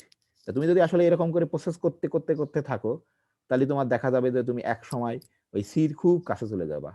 আসলে এমন ঘটনা ঘটতে পারে জীবনে সি নাও পেতে পারো, মানে সি কে ক্রস করে চলে যেতে পারো, কিন্তু সির খুব কাছাকাছি চলে যাওয়া। তাহলে এই যে দেখো আসলে এটাকে বলা হচ্ছে ফাইন্ডিং রুট ইউজিং, মানে জাস্ট কি বলে ইন্টারমিডিয়েট ভ্যালু থিওরাম বা বাইসেকশন মেথড বলে। তোমরা থার্ড ইয়ারে প্রোগ্রামিং এটা করবা, যে এটার প্রোগ্রামিং লিখবা। তার আসলে দেখো এই প্রোগ্রামিং কিন্তু কম্পিউটার সায়েন্টিস্টরা বা নিউমেরিক্যাল অ্যানালিসিস কখনো লিখতে পারতো না যদি এই ম্যাথমেটিক্স না থাকতো। তোমার ম্যাথমেটিশিয়ানরা কিন্তু এটা প্রমাণ করছে যে আমরা এইভাবে রুট বের করতে পারি। তখন এই যে যারা প্রোগ্রামিং করে তারা একটু প্রোগ্রাম লিখে খালি করছে এটাকে, মানে ধরো এদের প্রোগ্রামারদের অবদান ধরো 5%, আর ধরো ম্যাথমেটিশিয়ানের অবদান বা 10% যদি বলি, ম্যাথমেটিশিয়ানদের অবদান কিন্তু তোমার 90%। মানে সে আগে কিন্তু প্রমাণ করছে যে এইরকম অস্তিত্ব আছে, এরকম করে আমরা সেটাকে বের করতে পারি। তাহলে ইম্পর্টেন্ট হচ্ছে তুমি কখনোই মানে প্রোগ্রামিং করতে পারতে না তোমার ম্যাথমেটিক্স যদি তোমাকে নিশ্চয়তা না দিত যে এখানে রুট আছে, ম্যাথমেটিক্সের থিওরাম যদি তোমাকে নিশ্চয়তা না দিত এখানে রুট আছে। হ্যাঁ, তাহলে তুমি যেহেতু ম্যাথমেটিশিয়ান তোমার কাজ হচ্ছে এটা খুঁজে বের করা, এটা হচ্ছে বেশি ইম্পর্টেন্ট যে হ্যাঁ এখানে রুট আছে। আর যে ইঞ্জিনিয়ার তখন সে একটু প্রোগ্রাম করে এটা বের করবে। তো আমি অনেক বেশি কিছু বলতে পারলাম না কারণ সময় নেই, কিন্তু এখানে সুন্দর করে লেখা আছে, এত সুন্দর করে লেখা আছে যে যে কেউ পড়লে বুঝতে পারবে, যে ক্লাস 10-এর একজন একজন পড়লে এটা বুঝতে পারবে। আর আশা করি তোমরা তো অনেক মেধাবী, তোমরা পড়লেই বুঝতে পারবে। তা কারো প্রশ্ন আছে? হ্যালো হ্যালো হ্যালো স্যার শোনা যাচ্ছে স্যার? হ্যাঁ, কারো প্রশ্ন আসলে বুঝতে পারছো? জি স্যার। তোমাকে কিন্তু বুঝতে হবে যে কেন ম্যাথমেটিক্স ইম্পর্টেন্ট প্রোগ্রামিং এর থেকে। এটা খুব ইম্পর্টেন্ট কিন্তু, যে কম্পিউটার প্রোগ্রামিং বা numerical analysis completely depend on mathematics. আমরা এখানে খালি দেখালাম যে অ্যানালাইসিসের উপর ডিপেন্ডেন্ট, এরকম করে দেখানো হবে যে কমপ্লিটলি অ্যালজেব্রার উপরে ডিপেন্ডেন্ট। তোমার ম্যাথমেটিশিয়ানরা কিছু দিয়েছে তাকে তারা শুধু খালি একটু করছে। হ্যালো, আর কারো প্রশ্ন আছে এ পর্যন্ত?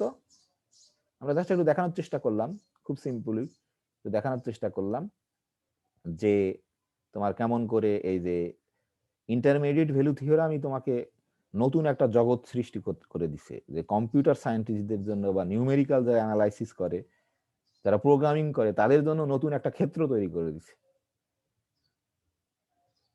তাই কিন্তু ম্যাথমেটিশিয়ান আগে প্রমাণ করছে যে এটার এক্সিস্টেন্স আছে, যে এটা তুমি করতে পারবা, তাহলে তুমি প্রোগ্রামিং করতে পারবা, আদারওয়াইজ কিন্তু কোনো করতে পারবা না। তাহলে ওটার অস্তিত্ব নেই তুমি যদি প্রোগ্রামিং করে কিছু বের করতে পারবা না কিন্তু।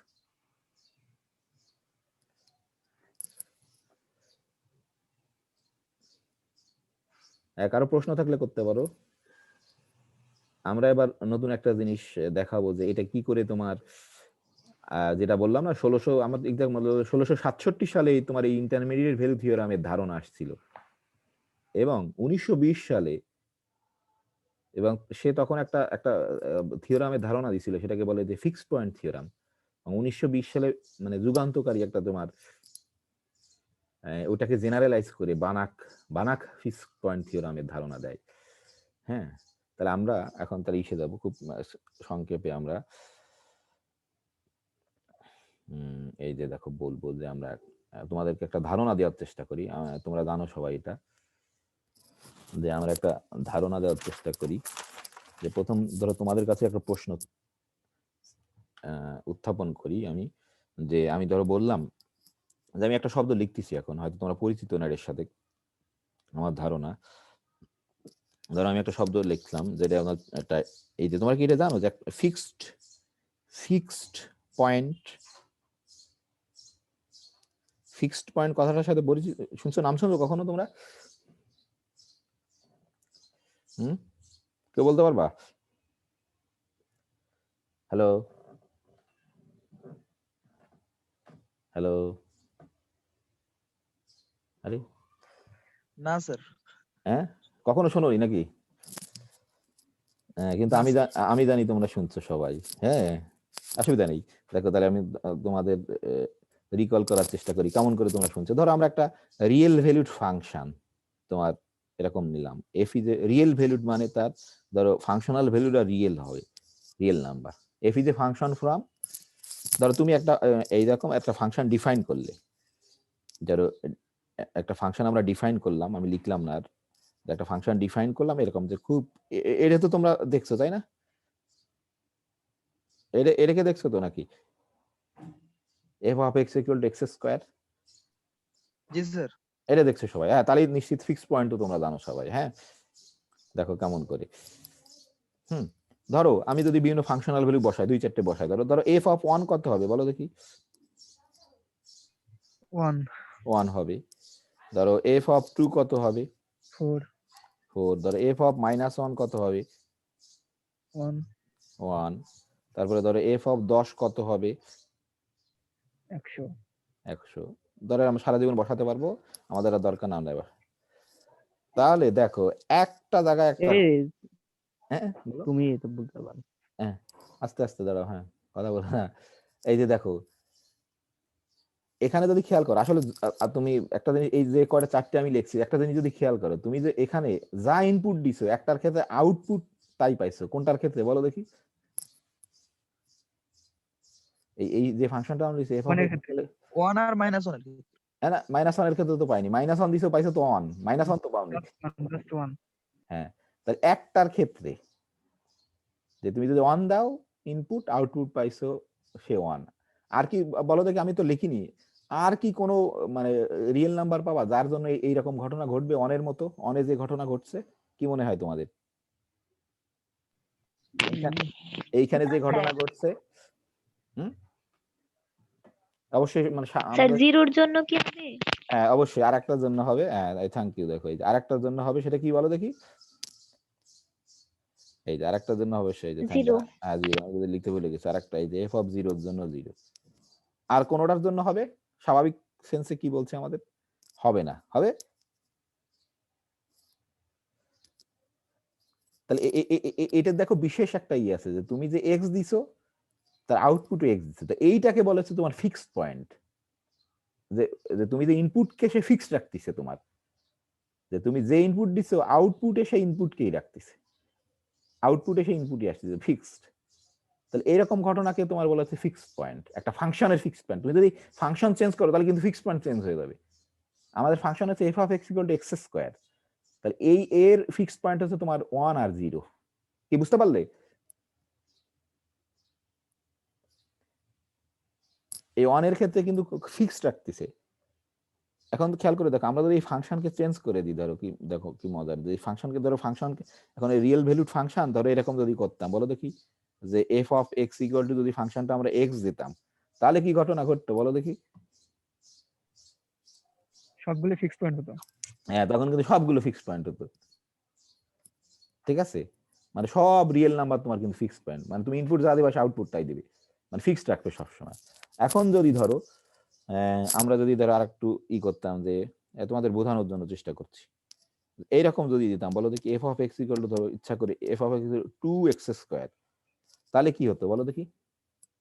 এটা কিন্তু 2। একটা হতো না স্যার। ভালো করে স্যার বলো। শুধু জিরোতে হতো। হ্যাঁ, 0তে হতো না, আরো একটাতে হতো, ভালো করে দেখো। অসুবিধা নাই, তোমরা প্রথমে বলতে, তোমরা জানো আমি জানি। এফ অফ হাফে কি হতো বলো দেখি? F of half, half. Half হতো। আরো কিছু হতো কিনা আমি জানি না, আমি বোধহয় হতো না, হতেও পারে, আমি বলছি না যে হবে না, আমি তো চেক করিনি। এই হাফে কিন্তু হাফ হতো, অন্তত এই দুটো হতো নিশ্চিত, তাই না? এখন যদি ধরো আর একটু কঠিন দিদার, এগুলো তো খুব সহজ। ধরো এই যে আমি একটা দিচ্ছি, ধরো এরকম যদি দিতাম এরকম, একেবারে সহজ না, তোমরা মানে কঠিন না, তোমরা জানো।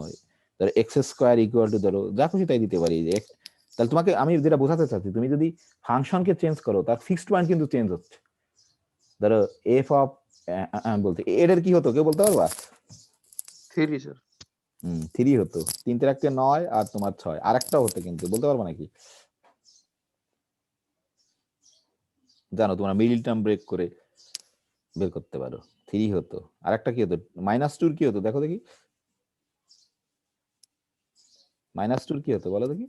-2 -3 -2 হতো। হতো। আসলে কেমন করে বের করলাম বলো দেখি, আমি সেটা একটু বলতেছি যে কেমন করে বের করলাম। তোমরা আমি সরি, কেমন করে বের করলাম, আসলে কিছুই না, তোমার তো ফিক্সড পয়েন্ট বানাতে হলে কিন্তু এরকম বানাতে, আমি লাল কালি দিয়ে লিখি। তাহলে এফ অফ এক্স সমান কি হতে হবে বলো দেখি ফিক্সড পয়েন্ট হওয়ার জন্য? এক্স হলো। এক্স হওয়া লাগবে। তাহলে তুমি তো এফ অফ এক্স সমান কত জানো? x² - 6। তারপরে এই ধরো এই দ্বিঘাত সমীকরণে তুমি সমাধান করে ফেলতে পারবা ইজিলি, তাই না? এটা করলে দেখবা যে এই এক্স এর মান তোমার কত হবে, 3 আর -2। তারপর চেক করবো, দেখা যাচ্ছে না, সরি। ঠিক আছে, এরকম, তাই না? এই ধরো এক্স কে এদিকে নিয়ে আসে, B square -b + b² √b² - 4ac/2 আছে না, অথবা মিডল টার্ম ব্রেক করো, যেটা বলো তোমার সেই। তাহলে আমি তোমাদেরকে যেটা বোঝাতে চাচ্ছি, দেখো আসলে ফিক্সড পয়েন্ট কিন্তু আছে। আমরা যে ফাংশন লিখছি সবগুলো, এবং সবগুলো ফাংশন কন্টিনিউয়াস ফাংশন, এবং তুমি যদি ফাংশন চেঞ্জ করো ফিক্সড পয়েন্ট কিন্তু চেঞ্জ হচ্ছে। তাহলে এখন যদি আমি তোমাদের কাছে জিজ্ঞেস করি যে ফিক্সড পয়েন্টের সংজ্ঞা কি, একটা ফাংশনের ফিক্সড পয়েন্টের সংজ্ঞা কি, আশা করি তোমরা নিজেরাই দিতে পারবা, তাই না? অন্তত রিয়েল ভ্যালু কে বলতে পারবে? ফিক্সড পয়েন্টের সংজ্ঞা কি কে বলতে পারবে? ধরো এফ অফ এক্স এর রুট আর এফ অফ এক্স এর মান ইকুয়াল হলে পরে ফিক্সড ফাংশন বলে। না, ফিক্সড পয়েন্ট, ফাংশন না, ফিক্সড পয়েন্ট বলতেছি ও আমরা। আমাদের টপিকসটা কিন্তু ছিল ফিক্সড পয়েন্ট। ধরো অসুবিধা নেই, তাও বলছো তুমি, থ্যাংক ইউ তোমাকে। ধরো ধরো আমরা এরকম একটা ফাংশন নিলাম, ধরো F is A real valued function from, অবশ্যই এ ডোমেন আর কোডোমেন একই হতে হবে কিন্তু।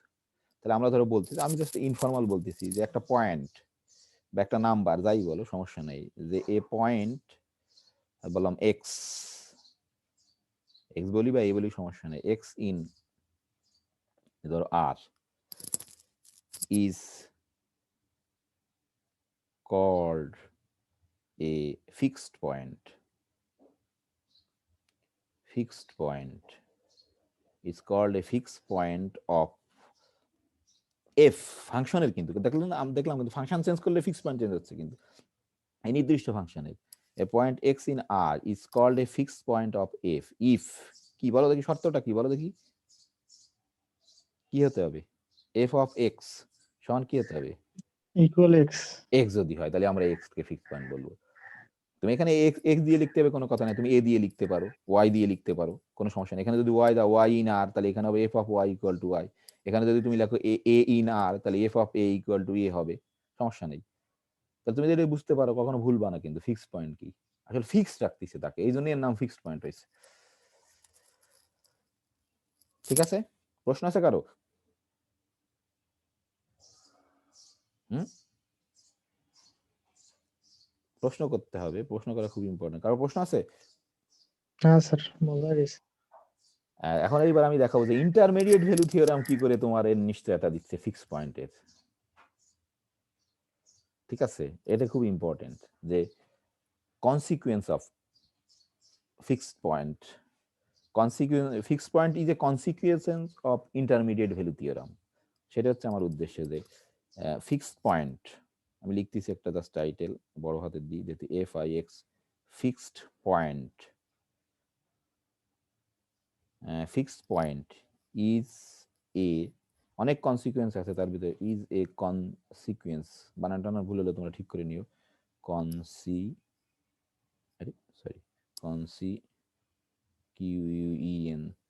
consequence of intermediate value theorem মানে কি দিয়েছিলাম আমরা? আই কি ছিল? আইভিটি ইন্টারমিডিয়েট ভ্যালু থিওরামের fixed point is a consequence of intermediate value theorem. কেমন করে?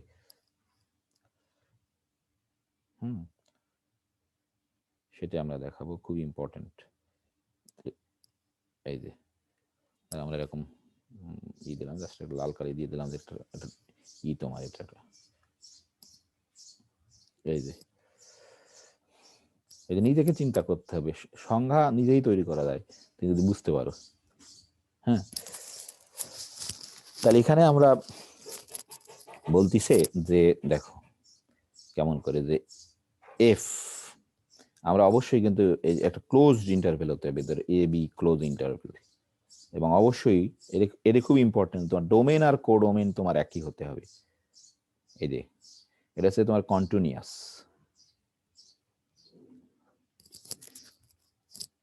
কন্টিনিউয়াস মানে এফ একটা continuous function from close interval A B to close interval A B. এটা কিন্তু খুব ইম্পর্টেন্ট। এখানে যদি ক্লোজ ইন্টারভেল এ বি নাও, এখানে ক্লোজ ইন্টারভেল এ বি নিতে হবে, নাহলে কিন্তু হবে না কন্টিনিউয়াস। তাই বলতিছে যে আমরা এটা দেখা হতে পারবো যে ধরো there exist an C in A B, এটা অবশ্যই ওপেন, সমস্যা নেই। আমরা দেখলাম ইন্টারমিডিয়েট ভ্যালু যে সাচ দ্যাট ধরো এই সি কে ফিক্সড পয়েন্ট হতে হলে কি হতে হবে? F of C equal to কি হতে হবে বলো দেখি? সি সরি আমি ভালো লিখতে পারি না। হ্যাঁ, এদের F of C equal to C. এই যে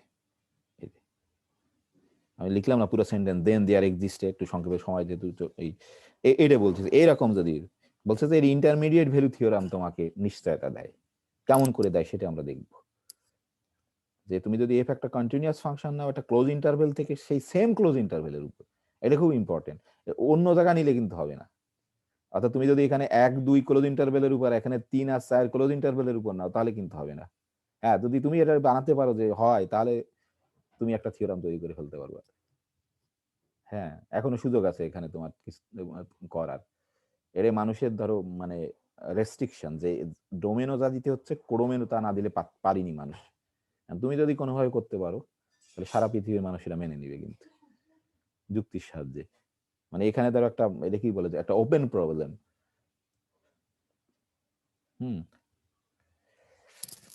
তাহলে এখন আমরা ধরো দেখো কেমন করে ইন্টারমিডিয়েট ভ্যালু থিওরাম,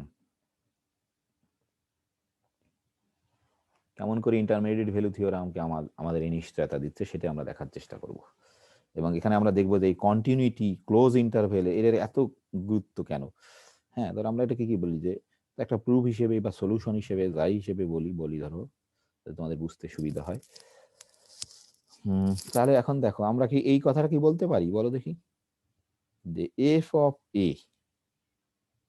ঠিক আছে, এফ অফ এ এটা কি সবসময় তোমার কি এর থেকে বড় বা সমান হবে না? কারণ কি, তুমি এফ অফ এর ইমেজ কিন্তু এর ভিতরে আছে, ইমেজ তো এর বাইরে চলে যেতে পারবে না, কারণ এর তো সবচেয়ে ছোট উপাদান এ, সবচেয়ে বড় উপাদান তোমার বি। এটা মানো কিনা দেখো, এটা কিন্তু মানতে হবে, না হলে কিন্তু হবে না কিছু। আর ধরো আমরা এরকম লিখতে পারি যে F of B less than or equal to তোমার বি, এটা মানো। আগে এটা মানতে হবে, কিন্তু এটা মানো কিনা? জি স্যার। কেন? কারণ আমরা কিন্তু দেখো এর যে কোনোটার এফ কে অ্যাপ্লাই করলে এর ভিতরে চলে আসবে, কিন্তু তাহলে এফ অফ এ আমরা জানি না কোথায় হবে, কিন্তু এটা আমরা নিশ্চিত সে কিন্তু অবশ্যই এর থেকে সমান বা এর থেকে তোমার বড় হতে হবে। এবং বি আমরা লিখতে পারতাম less than or equal to B লিখতে পারতাম, কোনো সমস্যা নাই, এটা কোথায় লিখতে পারতাম, আমাদের প্রয়োজন এইটুকু লিখছি তাই। ঠিক আছে, কারো প্রশ্ন আছে এখানে? এটা বুঝতে না পারলে কিন্তু কিছু করতে পারবো না। ঠিক আছে, এবং ধরো এটা আমাদের কি ইমপ্লাইজ করছে, তোমার এই যে তোমার এটা কি ইমপ্লাইজ করছে দেখো, যে আমরা এরকম বলতে পারি কিন্তু তোমার এফ অফ এ এটাকে যদি এই পাশে নিয়ে যাই মাইনাস এ, সে কি অবশ্যই তোমার 0 থেকে বড়, ঠিক আছে। আর এখান থেকে আমরা কি লিখতে পারি দেখো, একে যদি ওই পাশে নিয়ে যাই, এই যে একে যদি F of B minus B, সে কিন্তু অবশ্যই 0 থেকে ছোট বা সমান, এরকম লিখতে পারবো অবশ্যই। জাস্ট সাইড চেঞ্জ করে এটাকে কিন্তু খেয়াল করে, এখানে একটু ই হতে পারে, এটাকে এই পাশে নিচ্ছি, এটাতে এর দিকে ঘোরানো, তাহলে অবশ্যই এর দিকে ঘুরেছে। আর এই যেই, তাহলে আমরা নিশ্চিত হয়ে গেলাম যে এই জিনিসটা হচ্ছে তোমার পজিটিভ বা 0 সমান, এই জিনিসটা হচ্ছে নেগেটিভ বা 0 সমান। তাহলে দেখো ওই যে বাইসেকশন মেথডে যেটা ব্যবহার করছিলাম সেটাকে আমরা তোমার ব্যবহার করতে পারবো। এটা হচ্ছে যুক্তি। ধরো আমরা একটা ধরো ফাংশন ডিফাইন করলাম যে জি অফ এক্স, এটা কিন্তু ডিফাইন, এটাকে ডিফাইন করছি আমরা, ডিফাইন বা লেট যাই বলো সমস্যা নেই। আমরা একটা ফাংশন ডিফাইন করলাম তোমার এরকম যে F of X minus x,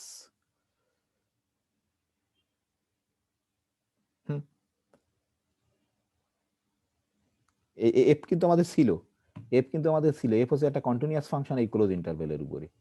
R G x কিন্তু একটা তোমার পলিনোমিয়াল ফাংশন। আমরা জানি যে এই পলিনোমিয়াল ফাংশন যে কোনো ইন্টারভ্যালের উপর কিন্তু তোমার কন্টিনিউয়াস, হোল আর রিয়েল নাম্বারের উপর continuous.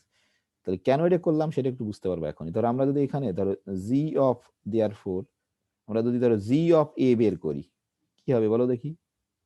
F of A minus এ, এই যে আমরা কিন্তু কেবলই প্রমাণ করছি এই যে এফ অফ এ মাইনাস এ হচ্ছে 0 থেকে বড় বা সমান। এই যে তাহলে এটা কিন্তু অর্থাৎ জি অফ এ 0 থেকে বড় বা 0 সমান। আবার দেখো জি অফ বি কে যদি আমরা বের করি, সে কি হবে? F of B minus B. এই আমরা কেবলই প্রমাণ করছি যে F of B minus B সে কিন্তু less than or equal to 0। ঠিক আছে, আশা করি বুঝতে পারছো, খুবই সহজ। তাহলে আমরা এখন দেখো এই জি ফাংশনের উপর কিন্তু ইন্টারমিডিয়েট ভ্যালু থিওরেম অ্যাপ্লাই করতে পারবো, এফ ফাংশনের উপর না, জি ফাংশনের উপরে। কারণ আমরা দেখো জি ফাংশন কেমন করে তৈরি করছি, এফ ফাংশন আর এক্স ফাংশনকে নিয়ে। এফ কিন্তু এ বি ক্লোজ ইন্টারভ্যালের উপর কন্টিনিউয়াস, আর এক্স কিন্তু একটা পলিনোমিয়াল ফাংশন, এ কিন্তু পুরা রিয়েল নাম্বারের উপরে কন্টিনিউয়াস। তাহলে অবশ্যই এ বি ক্লোজ ইন্টারভ্যালের উপর অবশ্যই কন্টিনিউয়াস হবে। আর আমরা পড়ছিলাম এই জন্য কেন কন্টিনিউটি দরকার, এই জন্য আমি পড়াইছি ওইগুলো, যে তোমরা ভাবছো যে ডিরেক্ট নেই ই নেই কাজে লাগবে না। তাহলে এফ দুটো ফাংশন যদি কন্টিনিউয়াস হয় তাদের যোগফল, বিয়োগফল, গুণফল সব কন্টিনিউয়াস। ভাগফলের ক্ষেত্রে খালি নিচেই 0 হতে পারবে না, সেটা আমরা বলছিলাম। কিন্তু তাহলে আমরা এখানে কিন্তু বলতে পারি যে since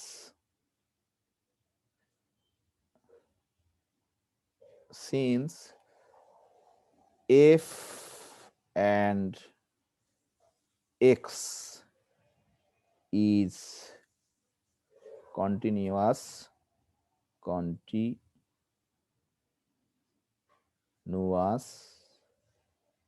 on close interval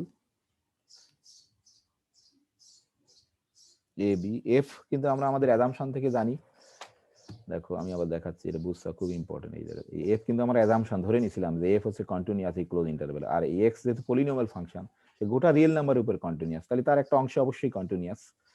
আর আমরা জানতাম কিন্তু যে ক্লোজ ইন্টারভ্যালে কন্টিনিউয়াস মানে ওপেন ইন্টারভ্যালে তোমার সব বিন্দুতে কন্টিনিউয়াস, আর এ বিন্দুতে কি কন্টিনিউয়াস মনে আছে? বলো দেখি এ বিন্দুতে কি কন্টিনিউয়াস, কে বলবে?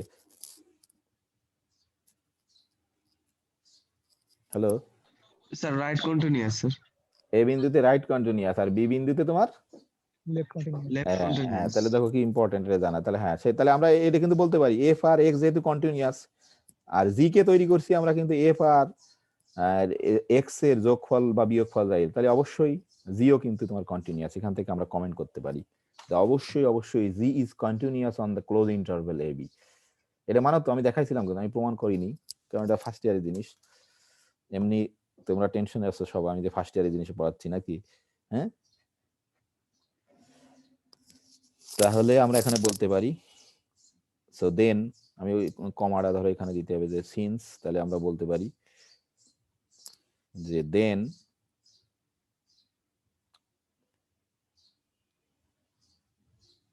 আমরা বলতে পারি যেহেতু আমরা জি কে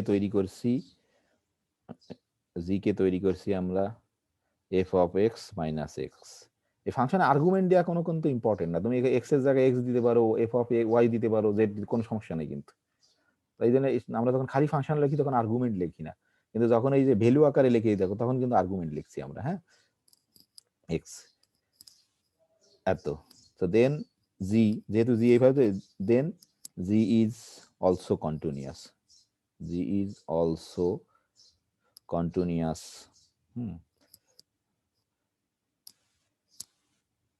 কন্টিনিউয়াস অন, ধরো এই ক্লোজ ইন্টারভ্যালের উপরে। তাহলে দেখো এইটুকুই আমাদের দরকার, যে জির উপরে আমরা যদি ইন্টারমিডিয়েট ভ্যালু থিওরাম অ্যাপ্লাই করতে চাই, যে জি কে একটা ক্লোজ ইন্টারভ্যালের উপর কন্টিনিউয়াস হতে হবে, ঠিক আছে? আর জি of A R G of বির মাঝখানে শূন্য আছে, তুমি নিশ্চিত হয়ে গেছো এর সাহায্যে, কারণ জি অফ এ হচ্ছে উপরে আর জি অফ বি হচ্ছে তোমার নিচেই, তাহলে জিরোটা অবশ্যই কিন্তু তোমার এই জি of A R G of বির মাঝখানে, অথবা কনস্ট্যান্ট হয়ে যেতে পারে, কোনো সমস্যা নেই। যদি জি অফ এ মানও শূন্য হয়ে যায়, জি অফ বির মানও শূন্য হয়ে যায়, পুরা কনস্ট্যান্ট ফাংশন, কোনো সমস্যা নেই। তাহলে ইন্টারমিডিয়েট ভ্যালু থিওরামের অ্যাপ্লাই করার জন্য আমাদের প্রমাণ করতে হতো G is continuous on the close interval A B, আর আমরা G of A R G of বির ভিতরে জিরো একটা পয়েন্ট, এটা নিশ্চিত হয়ে গেছে। হ্যাঁ, তাহলে কি বলতিছে ইন্টারমিডিয়েট ভ্যালু থিওরাম, কি বলতিছে? ইন্টারমিডিয়েট ভ্যালু থিওরাম কি বলছে দেখো, আমরা এরকম বলতে পারি যে by intermediate value theorem, by আমি I V T, intermediate value theorem, ঠিক আছে? এটা কিন্তু intermediate value theorem by I V T, I V two, আমি একটু লিখি যেহেতু সিন্স তোমরা বুঝতে সুবিধা, সিন্স ধরো জিরো কার, জিরো হচ্ছে এই যে জি অফ বি থেকে বড়, since G of B less than or equal to 0, less than or equal to z of a,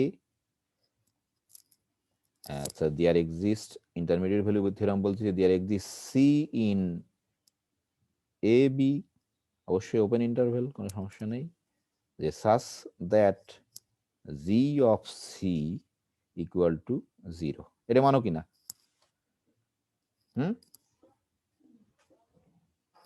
hello, এটা মানো তো? জি স্যার।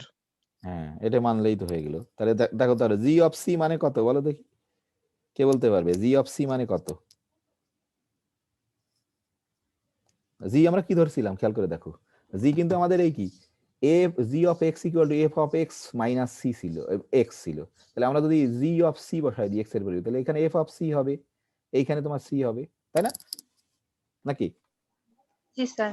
তাহলে অবশ্যই অবশ্যই ধরো আমরা এই যে F of C minus C equal to 0, তারপরে হচ্ছে তোমার কি লিখতে পারবো বলো দেখি, এটা মানে কি, এটা কি মানে বলো দেখি? ফিক্স পয়েন্ট, এটা মানে C is a fix point of কার বলো দেখি? এফ অফ সি, এফ এর তাহলে এটা ইমপ্লাইজ করছে C is a fixed point জিন না, কিন্তু ফিক্সড পয়েন্ট অফ এফ, ঠিক আছে? তাহলে কি হলো দেখো, আমরা যদি এরকম নিই, এই যে আসলে এই জায়গা হচ্ছে খুবই ইম্পর্টেন্ট, ইন্টারমিডিয়েট ভ্যালু থিওরাম তোমাকে গ্যারান্টি দিচ্ছে কিন্তু, মানে এটা ইন্টারমিডিয়েট ভ্যালু থিওরামের একটা কনসিকুয়েন্স, মানে ফলাফল, অ্যাপ্লিকেশন। ইন্টারমিডিয়েট ভ্যালু থিওরাম তোমার একটা অ্যাপ্লিকেশন, এই জায়গা খুব ইম্পর্টেন্ট, যে এইখানে তোমার এই ইন্টারমিডিয়েট ভ্যালু থিওরাম। তাহলে দেখো, তার মানে কি হচ্ছে, তুমি যদি এরকম করে একটা ফাংশন ডিফাইন করো, একটা কন্টিনিউয়াস ফাংশন, এই F is a continuous function, এরকম করে যদি একটা কন্টিনিউয়াস ফাংশন ডিফাইন করো একটা ক্লোজ ইন্টারভ্যাল থেকে সেই সেম ক্লোজ ইন্টারভ্যালে, তাহলে ইন্টারমিডিয়েট ভ্যালু থিওরাম তোমাকে নিশ্চয়তা দিচ্ছে অবশ্যই অবশ্যই এই এই এফ এর কমপক্ষে একটা, বেশিও থাকতে পারে, কমপক্ষে একটা তোমার ফিক্সড পয়েন্ট আছে, ঠিক আছে? এটা মানুষ আবিষ্কার করেছিল 1600 তোমার, আমার ঠিক মনে 67 বা 72, আমার মিস্টেক হতো এরকম সময়, হ্যাঁ, এখন আমি ধরো শেষ 1 মিনিটে ক্লাস শেষ হয়ে যাবে। এখন এখানে দেখো একটা সমস্যা, এটা কিন্তু বলিনি যে এই ফাংশনের ইউনিক ফিক্স পয়েন্ট আছে কিনা, এটা হচ্ছে ইম্পর্টেন্ট। ইউনিক ফিক্স পয়েন্ট আছে কিনা সেটা কিন্তু বলিনি, বলছি যে দেয়ার এক্সিস্ট ফিক্স, একটা থাকতে পারে 5টাও থাকতে পারে, কিন্তু একটা থাকবে, এক্সিস্টেন্ট প্রমাণ করছে। কিন্তু আমরা কিন্তু মানে ম্যাথমেটিশিয়ানরা কিন্তু খুব আনন্দিত হয় না এরকম থিওরাম দেখলে কখনো। আমরা সবসময় দেখতে অভ্যস্ত যে ইউনিক থাকবে, যে ম্যাথমেটিশিয়ানদের চাওয়া হচ্ছে সবসময় ইউনিক ফিক্স পয়েন্ট চাই, তাহলে তুমি অনেক কাজ করতে পারো। আমরা যে সলিউশন বের করি দেখবা যে ইউনিক সলিউশন। তোমরা প্রমাণ করছো যে ফার্স্ট ইয়ারে যে theory of algebra, theory of কি বলে ওটাকে, থিওরি অফ ইকুয়েশন নাকি নামে ছিল একটা, আমি ভুলে গেছি আসলে, অনেকদিন পড়ি না, যে every n degree equation has exactly n root. মানে তাহলে 1 ডিগ্রি ইকুয়েশন হলে এক্স্যাক্টলি একটা রুট আছে, 2 ডিগ্রি ইকুয়েশন হলে এক্স্যাক্টলি কয়টা রুট থাকবে বলো দেখি? দুইটা। 3 ডিগ্রি ইকুয়েশন হলে 3টা রুট থাকবে, সেইটা। এই জন্য আমরা এই থিওরাম দেখে কিন্তু মানুষ অত বেশি আনন্দিত হয়নি 1672 সালে। হ্যাঁ, কারণ বলছে সে কিন্তু নিশ্চয়তা, সে খালি বলছে হ্যাঁ আছে, এক্সিস্টেন্স আছে একটা ফিক্স পয়েন্টের। হ্যাঁ, কিন্তু বানাক 1920 সালে আছে রেগুলেশন করে, এবং এটা তার পিএইচডি থিসিসে করে এই কাজ। পাবলিশড হয় তোমার 1912 সালে। তোমার সার্চ দিয়ে দেখো যে বানাক, উনি পোলিশ ম্যাথমেটিশিয়ান, পোল্যান্ডের খুব বিখ্যাত ম্যাথমেটিশিয়ান আছে, এবং ওরা গর্ববোধ করে যে বানাককে নিয়ে, যে বানাক পোল্যান্ডের লোক ধরো। হ্যাঁ, জার্মানির সঙ্গে ওরা করে ফাইট দেয়, কারণ জার্মানি ওদেরকে অনেক সময় তোমার ওই যে দখল করতো খালি হিটলারের সময় টময়। হ্যাঁ, তাহলে এটাকে তোমার ধরো এ কিন্তু বলতে পারিনি যে ইউনিক ফিক্স পয়েন্ট কেন, খালি বলছে একটা ফিক্স পয়েন্ট আছে, এই জন্য মানুষ অত বেশি খুশি হয়নি। বানাক কি করলো, আমি খালি গল্পটা বলছি, আমি আগামী দিন এটা বলবো যে বানাক কি করলো। বানাক করছে কি, আর এখানে দেখো এখানে আরেকটা সমস্যা আছে, কিন্তু খালি তুমি বলছো যে একটা ক্লোজ ইন্টারভেলের উপরে রিয়েল নাম্বারের। হ্যাঁ, এই যে এর একটা জেনারেলাইজ করতে পারিনি। বানাক আসে এখানে রেগুলেশন ঘটালো। সে বলতিছে তোমরা যেহেতু সবাই মেট্রিক স্পেস তো জানোই, মেট্রিক স্পেসে তোমরা তো আমার থেকে ভালো জানো আশা করি। ধরো এই যে এক্স একটা তোমার মেট্রিক স্পেস বললো বানাক, আমি অসুবিধা নেই, আমি বলবো একটু মেট্রিক স্পেস কি, খুবই সহজ জিনিস মেট্রিক স্পেস, অসুবিধা নেই। বানাক আসে এই রেগুলেশন ঘটালে, বললো যে এক্স হচ্ছে একটা মেট্রিক স্পেস। মানে আরো জেনারেল আরো একটা শর্ত দিল সে, খালি মেট্রিক স্পেস না, এক্স হচ্ছে কমপ্লিট মেট্রিক স্পেস। আমি থিওরাম বলছি না, খালি গল্পটা তোমাদের বোঝানোর চেষ্টা করছি কি করছে বানাক। কমপ্লিট মেট্রিক স্পেস, আরো একটা শর্ত, খালি মেট্রিক স্পেস হচ্ছিল না, ওটা কিন্তু মেট্রিক স্পেস, এই জন্য ইউনিকনেস পাওয়ার জন্য complete metric space. Complete metric আমরা বলবো খুব সহজ, কমপ্লিট মেট্রিক স্পেস কি হয়তো তোমরা একটু ভুলে যেতে পারো, সমস্যা নেই, আমি বলবো সব। এই যে কমপ্লিট মেট্রিক স্পেস, এই শর্তটা খালি আরোপ করে বললো যে এরকম কথা বললো সে, যে যদি এফ যদি একটা তোমার ফাংশন হয়, আরো কিছু কথা বলতে হবে, আরো শর্ত আছে, ওই যে মানে বলিনি যে F is A contraction mapping কথাটা বললো, যেখানে এক্স একটা কমপ্লিট ম্যাট্রিক স্পেস। আসলে কন্ট্রাকশন হলে তোমার কন্টিনিউয়াস হয়, সেটা আমি পরে বলতেছি, পরে বোঝাবো তোমাদের। এফ একটা কন্ট্রাকশন ম্যাপিং, মানে ম্যাপিং এর চেয়ে একটু কিছু বেশি। এবার একটা কন্ট্রাকশন, আমি বলবো কন্ট্রাকশন কি, কন্ট্রাকশন এটা যে তোমার কন্ট্রাকশন ম্যাপিং। 1 মিনিটে শেষ হয়ে যাবে, সরি একটু বেশি সময় নিয়ে গেল। এফ একটা হচ্ছে তোমার কন্ট্রাকশন ম্যাপিং যদি হয় ফ্রম এক্স টু এক্স, এটা কিন্তু বানাক ব্রেক করতে পারিনি, এক্স থেকে এক্সেই যেতে হবে, ডোমেন কোডোমেন। এফ যদি একটা contraction mapping from X to X হয়, তখন বানাক প্রমাণ করলো যে there exist a unique fixed point. There exist a unique, unique কিরকম করে লেখে কিন্তু এই দেয়ার এক্সিস্ট চিহ্ন দিয়ে অন দেয়, তাহলে ইউনিক, এটা আমরা এখন এটা দেব। There exist a unique fixed point C in X. There exists a unique fixed point. There exists a unique fixed point C ধরো in X, যে such that বাইরে গো there exists a unique fixed point মানেই ওঠে, অথবা আমরা বলতে পারি there exists a unique C। Sorry আমি এরকম করে লিখি তাহলে তোমাদের বুঝতে সুবিধা হবে। এক second, there exist unique fix point মানে ওইটাই তোমার, but there exists a unique c in x such that the f of c equal to c. এর মানে হচ্ছে there exists a unique, unique এরকম করেও লেখে কিন্তু তোমার বিস্ময়সূচক চিহ্ন দিয়ে অথবা অন দিয়ে, দুটো দিয়ে আমি লিখলাম। তো জানতে হবে তোমাদের, তুমি যদি বাইরে কোনো দেশে রিসার্চ করতে যাও ওরা এরকম ব্যবহার করে, আমরা না করলে এটাও দিয়ে দেয়ার এক্সিস্ট এ ইউনিক, এটাও দেয়ার এই যে দুই ভাবে লেখা যায়, তবে বেশি ম্যাথমেটিশিয়ানরা ওয়ান দিয়ে লেখে।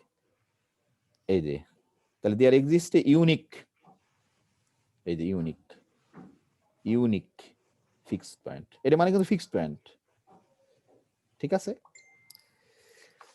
এই তাহলে আমাদের ক্লাস শেষ। তাহলে আমি খালি একটু এই যে আমি এটা বলবো যে কন্ট্রাকশন ম্যাপিং কি, সে হলে কন্টিনিউয়াস হয় কোনো সমস্যা নেই।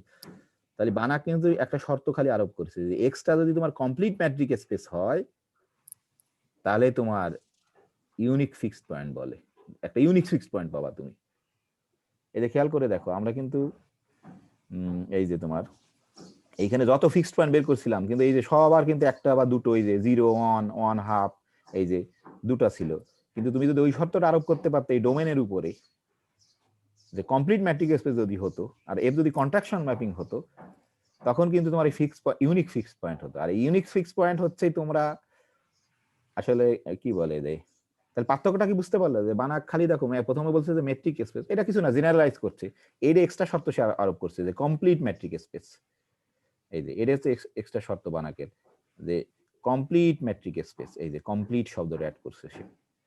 আর এটা মানে কন্টিনিউয়াসই, সমস্যা নেই। আমরা একটু বলবো যে কন্ট্রাকশন ম্যাপিং যদি হয় এটা বুঝতে হবে যে ইন্টারমিডিয়েটের সাথে কি পার্থক্য, তখন সে প্রমাণ করে ফেলছে এবং পৃথিবী পুরা মানে কাঁপায় দিছে এই থিওরাম দিয়ে। আর তোমরা বুঝতে পারছো না, আমি যদি বুঝতে পারছি এই জন্য আমার খুব মজা লাগছে আর কি। এই যে হ্যাঁ কেমন করে মানে পৃথিবীকে চেঞ্জ করে দিছে এইটুক থিওরাম দিয়ে। There exist a unique fixed point বলতেছে এই যে। এবং আমরা যে ডিফারেনশিয়াল ইকুয়েশন করি না, তোমরা সেকেন্ড ইয়ারে করে আসছো, সব কিছু এর উপর ডিপেন্ড করে। তোমাকে যে বলে না সলভ দা ডিফারেনশিয়াল ইকুয়েশন, তুমি কি জানো ওর সলিউশন আছে? বলো দেখি, এটা কি বুঝতে পারলে? 5 মিনিট এখন কি বলি, এটা কি বুঝতে পারছো তোমরা যে বানাক কি করছিল? এটাকে বলা হচ্ছে বানাক ফিক্সড পয়েন্ট থিওরাম। তোমরা নেটে সার্চ দিলে কিছু তথ্য পাবা, আমি যদি মজা হচ্ছে আর ইন্টারেস্ট হয়। এটাকে বলা হচ্ছে তোমার বানাক ফিক্সড পয়েন্ট থিওরাম। হ্যাঁ, আমাদের ক্লাস শেষ। এটাকে বলা হচ্ছে তোমার বানহাক ফিক্সড পয়েন্ট থিওরাম। আমার উচ্চারণটা ঠিক হয় না, বানহাক কয় ওরা, আমি খুলে বানাক কই, তোমরা বানাক বলবো না কখনো, বানহাক। এই যে এটাকে বলেছে যে BANACH, বানাক, এই যে fixed point theorem, fixed point theorem. এটাকে বলা হচ্ছে তোমার বানহাক ফিক্সড পয়েন্ট থিওরাম। এটা 1912 সালে বানাক সাহেব তার পিএইচডি থিসিসে, 1920 সালে তার পিএইচডি থিসিসে এটা প্রমাণ করে। হ্যাঁ, এটা কিন্তু এইস এমন হয়ে গেছে যে আমি ই দিয়ে ফেলছি, এটা কিন্তু বানহাক, এটা খুব খারাপ যে পেঁচায় লেখা, বানহাক। বানাক সাহেব 1920 সালে তার পিএইচডি থিসিসে, 2 বছর মানুষ গুরুত্ব দেয়নি এই থিওরামকে, 1922 সালে পাবলিশড হয় তোমার।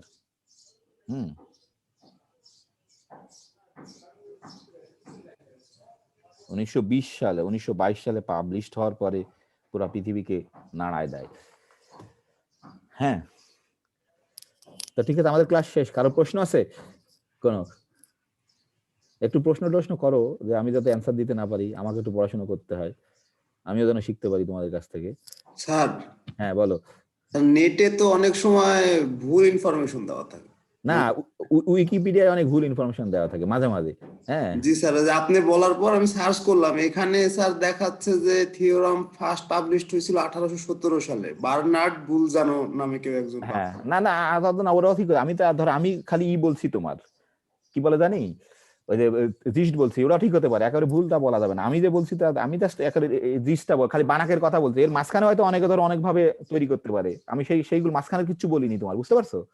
জি স্যার, আমি খালি বানাকের কথা বলছি, হয়তো এর আগে হতে পারে, কিন্তু সারা পৃথিবীর মানুষ দেখবে যে বানাক নামে জানে। হয়তো আমি এই সাল দিয়ে বললাম এক্স্যাক্টলি আমার ঠিক না হতে পারে, এই জন্য আমি বলার আগে বলছি যে সাল অনেক সময় তো মনে থাকে না, 1920 সালে, 1922 সালে, হ্যাঁ, আমারও ভুল হতে পারে একটু, তবে উইকিপিডিয়া তো মাঝে মাঝে একটু ভুল টুল থাকে, হ্যাঁ, তবে এগুলো স্বাভাবিক থাকে না, আমারই ভুল হওয়ার চান্স বেশি, হ্যাঁ, বুঝতে পারছো?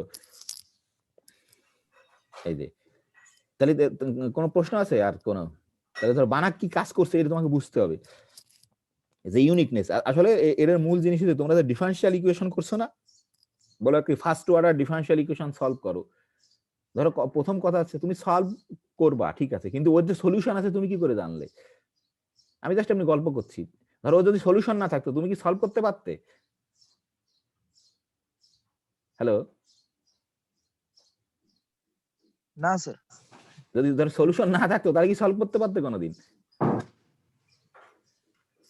তাহলে ধর কেউ কিন্তু প্রমাণ করছে যে ওর সলিউশন আছে, তারপরে তুমি সলভ করতে পারছো। এখন আসলে ওই অংশটা আমাদের একটু জানতে হবে, যে আমি আমি অল্প একটু দেখাবো যে ধরো ফার্স্ট অর্ডার তোমরা যেটা করছো, ফার্স্ট অর্ডার ডিফারেনশিয়াল ইকুয়েশন, ধরো কি কি জানি করতে, ইন্টিগ্রেটিং ফ্যাক্টর বের করে, এটা আমার নিজের মনে নেই আমি, তারপরে ধরো ওই যে সেপারেবল ভেরিয়েবল করে এটা করতে না, তোমরা করছো না? এখন সলভ দ্য ইকুয়েশন, তো ওদের যে সলিউশন আছে তোমাকে সেটা কিন্তু জানতে হবে। আসলে সত্য কথা বলতে কি, ম্যাথমেটিশিয়ানের কাজ হচ্ছে মানে যারা অনেক উন্নত দেশ, তার আমরা তো ধরো অত মানে কি বিলাসী হতে পারবো না, আমাদের দুটোকেই শিখতে হবে, যে ধরো সলিউশন করা শিখতে হবে, এর যে সলিউশন আছে সেটাকে একটু জানা শিখতে হবে। কিন্তু যারা ভালো ভালো উন্নত দেশ তারা বলে যে যে to solve the problem this is not mathematics work, এটা ম্যাথমেটিশিয়ানদের কোনো কাজ না। তোমার যে এই প্রবলেম যে সলিউশন আছে সেটা বের করা হচ্ছে ম্যাথমেটিশিয়ানের কাজ, আর সলভ দ্য প্রবলেম এটা হচ্ছে তোমার ধরো ওই যে ইঞ্জিনিয়ারদের কাজ বা অ্যাপ্লাইড সায়েন্সের কাজ। আমরা খালি প্রমাণ করে দেবো যে এর সলিউশন আছে, and তুমি কি করে করবা, সে নিউমেরিক্যাল মেথডে করবা না কম্পিউটার ব্যবহার করে করবা না অন্য কোনো মেথড তৈরি করে করবা, সেটা আমাদের দায়িত্ব না। ধরো আমরা অত উচ্চবিলাসী হতে পারবো না, কারণ বড় বড় দেশের যারা বড় বড় ম্যাথমেটিশিয়ান তারা বলে এরকম ব্যাপার। আসলে সত্যি তাই, কিন্তু ম্যাথমেটিক্স ওডি কি করে, খালি এক্সিস্টেন্স প্রুভ করে যে হ্যাঁ এই প্রবলেমটার সলিউশন আছে, এই প্রবলেমটা তোমার সলিউশন আছে। তাহলে আমরা ওটা দেখবো যে তুমি যে ধরো ফার্স্ট অর্ডার ডিফারেনশিয়াল ইকুয়েশন বা এই যে আমার ঠিক মনে নাই ধরো বিভিন্ন তাহলে ওটার সলিউশন করতে পারছো, তোমাকে বলছো সলভ দ্য ইকুয়েশন, মানে কি ওর সলিউশন আছে, একজন প্রমাণ করছে। এই বানাকের এই ফিক্স পয়েন্ট থিওরামের সাহায্যে প্রমাণ করা যায় যে ওটার সলিউশন আছে তোমার। এই জন্য আমাদের ওই ধরনের প্রবলেম দেওয়া যায়। ধরো আমরা তো অত ভালো ম্যাথমেটিক্স জানি না, এই জন্য আমাদের দুটোই শিখতে হবে, ওরে অল্প একটু শিখতে হবে, ধরো 30% এর যে সলিউশন আছে সেটা শিখতে হবে, আর 70% সলভ করা শিখতে হবে। তার মধ্যে আমরা দেখাবো ওটা, ঠিক আছে? তা কারো প্রশ্ন আছে? হ্যালো হ্যালো, ক্লাস আজকে শেষ। আর ইমরান সাহেবের ভয়ের কিছু নেই, আমরা আমাদের কোর্সেই ঢুকে পড়ছি, ঠিক আছে? স্যার ওটা আমার ভয় ছিল না, সবার ভয় ছিল। সবার ভয়ের কিছু নেই, ভয় বলছিলাম স্যার। অসুবিধা না। তোমার ধন্যবাদ তুমি বলার জন্য আর কি, তোমার আমি মজা করছি, তুমি মাইন্ড করার কিছু নেই, ঠিক আছে? না স্যার ভয় পাচ্ছি স্যার আর কি। না না, ভয় পাওয়ার কিছু নেই, দেখবা যে সমস্যা নেই। খুবই খুবই সহজ কোর্স, খুবই সহজ কোর্স, হ্যাঁ, সব থেকে সহজ কোর্স। তুমি যত কোর্স পড়বা থার্ড ইয়ারে, এটা আমি তোমাকে মানে নিশ্চয়তা দিয়ে বলতে পারি, হ্যাঁ। স্যার বুঝতে পারলে তো ভালো স্যার, আমাদের জন্য অনেক ভালো। হ্যাঁ হ্যাঁ, না না, কিন্তু ধরো আমি ধরো কষ্ট করে বোঝাচ্ছি, তোমাদের তো সপ্তাহে যদি তুমি 2 ঘন্টা সময় বের করতে না পারো, 1 ঘন্টা, তাহলে তো আর ধরো পারবা না জ্ঞানটা নিতে, হ্যাঁ। তোমাকে একটু চেষ্টা করতে হবে, আমি তোমাকে একটু হেল্প করতে পারবো, জাস্ট একটু পুশ করতে পারবো তোমাকে, তুমি যদি নিজে একটু চেষ্টা করো তখন শিখতে পারবা কিন্তু। আর এগুলো তুমি যদি জানতে পারো, আসলে এগুলো পৃথিবীতে প্রচুর স্কলারশিপ, এইগুলো মানুষ খুঁজে পায় না, হ্যাঁ। এগুলো জানা লোক, তুমি যদি মোটামুটি কিছু জানো তখন লিখলে তোমাকে সুযোগ পাওয়ার প্রচুর সুযোগ আছে তোমার। সেই প্রশ্ন আছে কোনো? তাহলে এই যে তুমি চিন্তা করো যে আসলে মানে তুমি আসলে একটা জিনিস, একটা রিকোয়েস্ট করবো তোমাদের, তুমি অল্প একটু পড়ো কিন্তু সেটাকে ডিপলি পড়ার চেষ্টা করো, এটা খুব ইম্পর্টেন্ট। আমি কিন্তু আজকে খুবই ইম্পর্টেন্ট একটা কথা বলছি, যে কি করে এটা তোমার চেষ্টা করে বোঝাবে, কি করে ইন্টারমিডিয়েট ভ্যালু থিওরাম থেকে তোমার এই ইটা চলে আসছে, যে কনসিকুয়েন্স অফ বানাক ফিক্সড পয়েন্ট থিওরামের। ধরো আমি কিছু ইতিহাস বলতে হয়তো আমার ভুল হতে পারে, শাল্টারের নাম ভুল হতে পারে, হ্যাঁ। তাহলে এখানে দেখো আমি এই যে তোমরা এই যে বইয়ের 101 পেজে এরকম দুটো প্রবলেম আছে এই বইয়ের, এই যে ফিক্সড পয়েন্ট প্রপার্টি 25 আর হচ্ছে তোমার 27, এটা তো আমি দু একটা এই এক্সারসাইজ দেবো তোমাদের আজকে এখানে 25 24 আর 27, হ্যাঁ এই যে 25 আর 27 এটা একটু দেখো তোমরা, এই বইটা খুবই সুন্দর আর কি। এই জন্য আমি একটু কিছু জিনিস পড়াই নিচ্ছি যাতে তুমি আমি যখন পড়ালে তুমি যেন মজা পাও, আর এইটা তুমি বের করার চেষ্টা করো, এটা খুব ইম্পর্টেন্ট। যে আমি এক্সারসাইজ দিব যে কেন এই যে কি সমস্যা হতো যে তোমার যদি ওপেন ইন্টারভেল হতো, চিত্রের সাহায্যে তুমি দেখাবো অন্তত, মানে এই লজিক দিয়ে দেখানোর দরকার নাই, চিত্রের সাহায্যে কি সমস্যা হতো যদি ক্লোজ ইন্টারভেল কন্টিনিউয়াস না হতো, এটা তো এখানে দেওয়া আছে। আর কি সমস্যা হতো যদি এখানে আমরা ক্লোজ ইন্টারভেল নিতাম। তো ঠিক আছে, তাহলে ক্লাস শেষ, যদি কারো প্রশ্ন না থাকে। আর ভয় পাওয়ার কিছু নেই, হ্যাঁ, কারণ আমার তো ধরো দায়িত্ব আছে যে তোমরা পরীক্ষা তো ভালো করতে হবে, খালি যে সুন্দর বলে গেলে তো মানে পড়া গেলে হবে না। কারো প্রশ্ন আছে? হ্যালো স্যার হোমওয়ার্ক কত কত 25 আর 27? হ্যাঁ আমি ওটা লিখে দেবানি, হ্যাঁ 25 আর 27 আমি লিখে দেবানি, হ্যাঁ লিখে তোমাদের ইসে আমি দিয়ে দেবানি। হ্যাঁ 25 আর 27, হ্যাঁ তোমরা এখনই দেখার চেষ্টা করো যদি কেউ ইন্টারেস্টেড হও। 25 কারো প্রশ্ন আছে? আমাদের একটা প্রশ্ন করো একজন, দেখি কে প্রশ্ন করবে, একজনের নাম বলি আমি। স্যার আপনি হ্যাঁ বলো। g of x সমান f of x minus x define করলেন, হ্যাঁ হ্যাঁ স্যার ওখানে যদি স্যার g of x সমান f of x minus x square define করা হয়, হ্যাঁ হ্যাঁ হ্যাঁ তাহলে তাহলে আমি যদি চেক করে দেখিনি, তুমি দেখো দেখি, এক্স স্কয়ার তোমার কন্টিনিউয়াস ফাংশন, কিন্তু তোমার ওই ইসের শর্ত মানতে হবে তোমার, যে একটাকে নেগেটিভ আর একটাকে পজিটিভ হতে হবে।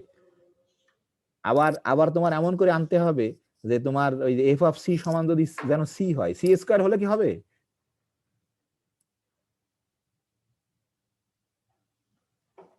হ্যালো বুঝতে পারছো? স্কয়ার হলে কি হয় তা তো জানি না না স্যার। সি স্কয়ার হলে তো তোমার ই হয় না, যে ফিক্সড পয়েন্ট তো হবে না। ধরো এফ অফ সি সমান যদি সি স্কয়ার হয়ে গেল, তাহলে কি সি কে আমরা ফিক্সড পয়েন্ট বলতে পারবো? না স্যার। হ্যাঁ তাহলে এফ অফ সি সমান সি হতে হবে। এই জন্য ওরাকে মানে এমন কৌশল করে, আসলে আমি আসলে দেখাইনি, আসলে কিছুই করিনি, কিন্তু এই একটু চেঞ্জ করছি খালি এই এফ ফাংশনটাকে। এই যে দেখো যখন বল কোথায় গেল, এক সেকেন্ড, হ্যাঁ এক সেকেন্ড হয়ে যাবে। এই যে আমরা ধরো আঁকিনি যদিও, খুবই সুন্দর প্রশ্ন করছো। হ্যাঁ এইভাবে নিজের কাছে নিজে প্রশ্ন করতে হবে। আমাকে ইমেল করতে পারো যদি তোমার, এই যে এখানে আসলে আমরা কিন্তু কিছুই করিনি, এফ একটা কিন্তু কন্টিনিউয়াস ফাংশন, এই জি কে একটা কন্টিনিউয়াস ফাংশন বানাইছি এ থেকে, খালি ওরে চেঞ্জ করছি একটু। ঠিক আছে, ধরো এখানে আমি যদি আমি একটু বলি যে আসলে কিচ্ছু করিনি, সবকিছুর জন্য হবে না আসলে, আমি জানি না ইসের জন্য হবে কিনা, আমার কাছে আপাতত দেখে মনে হচ্ছে যে হবে না, তাই মনে হচ্ছে। হ্যাঁ হতেও পারে, কারণ তোমাকে তো ওই শর্তই করাতে হবে। হ্যাঁ আসলে দেখো এই যে তোমার কিন্তু এই ছিল, যার যার ব্যস্ততা আছে তারা কিন্তু তুমি কি করতে পারো, কে দিয়ে চলে যেতে পারো, কারণ ক্লাস শেষ আর কি। হ্যাঁ এই যে ধরো ধরো এখানে কিন্তু আমরা জানি না যে এফ অফ এ কিন্তু তোমার এরকম একটা ফাংশন ছিল, ধরো এরকম একটা কন্টিনিউয়াস ফাংশন ছিল, ধরো এটা কিন্তু এফ, তাহলে আমরা এর জি বানাইছিলাম এমন করে যে তোমার ধরো এরকম করে, তো এর ভিতরেই তোমার ফাংশন, ধরো জি ফাংশনটার চেহারা এরকম বানাই ফেলছিলাম, কিন্তু অন্য কালি দেখি, এটা তো যুক্তি, মানুষ ধরে হলো না হয়তো আমার ভালো, ধরো জি ফাংশনটাকে এরকম করে বানাই ফেলছিলাম, না কিন্তু এ বিন্দুতে হচ্ছে পজিটিভ, সরি উল্টে গেছে আমার, এ বিন্দুতে নেগেটিভ বানাই ফেলছি আমি। হ্যাঁ সরি, এমন করে আমরা করছি। এটা অন্যভাবে করা যাবে যে এ বিন্দুতে নেগেটিভ, বি বিন্দুতে পজিটিভ, তা বানাতে পারো। ধরো আমরা এরকম ফাংশন বানাইছিলাম একটা, এই যে জি কে ধরো এরকম করে বানাইছিলাম, এই যে এরকম যোগ যোগ করলে কিন্তু ফাংশন চেঞ্জ হয় তোমার। এই যে হলো না এক্সাক্ট টাকা, ধরে এখানে এ তোমার এখানে বি, এরকম বানায় ওরে খুঁজে বের করছি। ঠিক আছে বুঝতে পারছো? একটু চিন্তা করো বুঝতে পারবা। থ্যাংক ইউ সুন্দর প্রশ্ন করার জন্য। এই যে এটা জি, এটা কিন্তু জি, তাহলে আমরা এই যে, কারণ আমরা তো ই ব্যবহার করতে পারবো না, এই অ্যাপ্লিকেশনটা করতে পারবো না যদি তোমার জিরো কে খুঁজে তোমার বের করতে হবে। আমরা কিন্তু জানি না যে এফ ফাংশনের তোমার এফ ফাংশনের এফ অফ এ আর এফ অফ এর বির ভিতর কিন্তু জিরো আছে কিনা আমরা কিন্তু জানি না। তাহলে আমরা এমন কিছু কাজ করছি, তাহলে তুমি যখন মাইনাস এক্স স্কয়ার করবা তখন ওই জির ভিতরে জিরো আছে কিনা সেরকম আমাকে নিশ্চিত হতে হবে কিন্তু। বুঝতে পারছো কিছুটা? তুমি যদি এখানে এক্স স্কয়ার করো তখন এইটা কিন্তু তুমি নিশ্চিত হতে হবে তোমাকে এই থেকে, এখান থেকে, কারণ এখান থেকে তো আমরা কিছু করতে পারবো না যে F of A minus A square সে কি 0 থেকে বড়, F of B minus B square সে কি 0 থেকে ছোট, কারণ এখানে তো এ বি আমাদের। হ্যাঁ, তুমি যদি এখানে এ স্কোয়ার বি স্কোয়ার দাও তাহলে হবে কিনা আমি জানি না, সেটা ট্রাই করে দেখ। হ্যাঁ তাই তো, এখানে এ স্কোয়ার বি স্কোয়ার দিয়ে ট্রাই করে দেখি।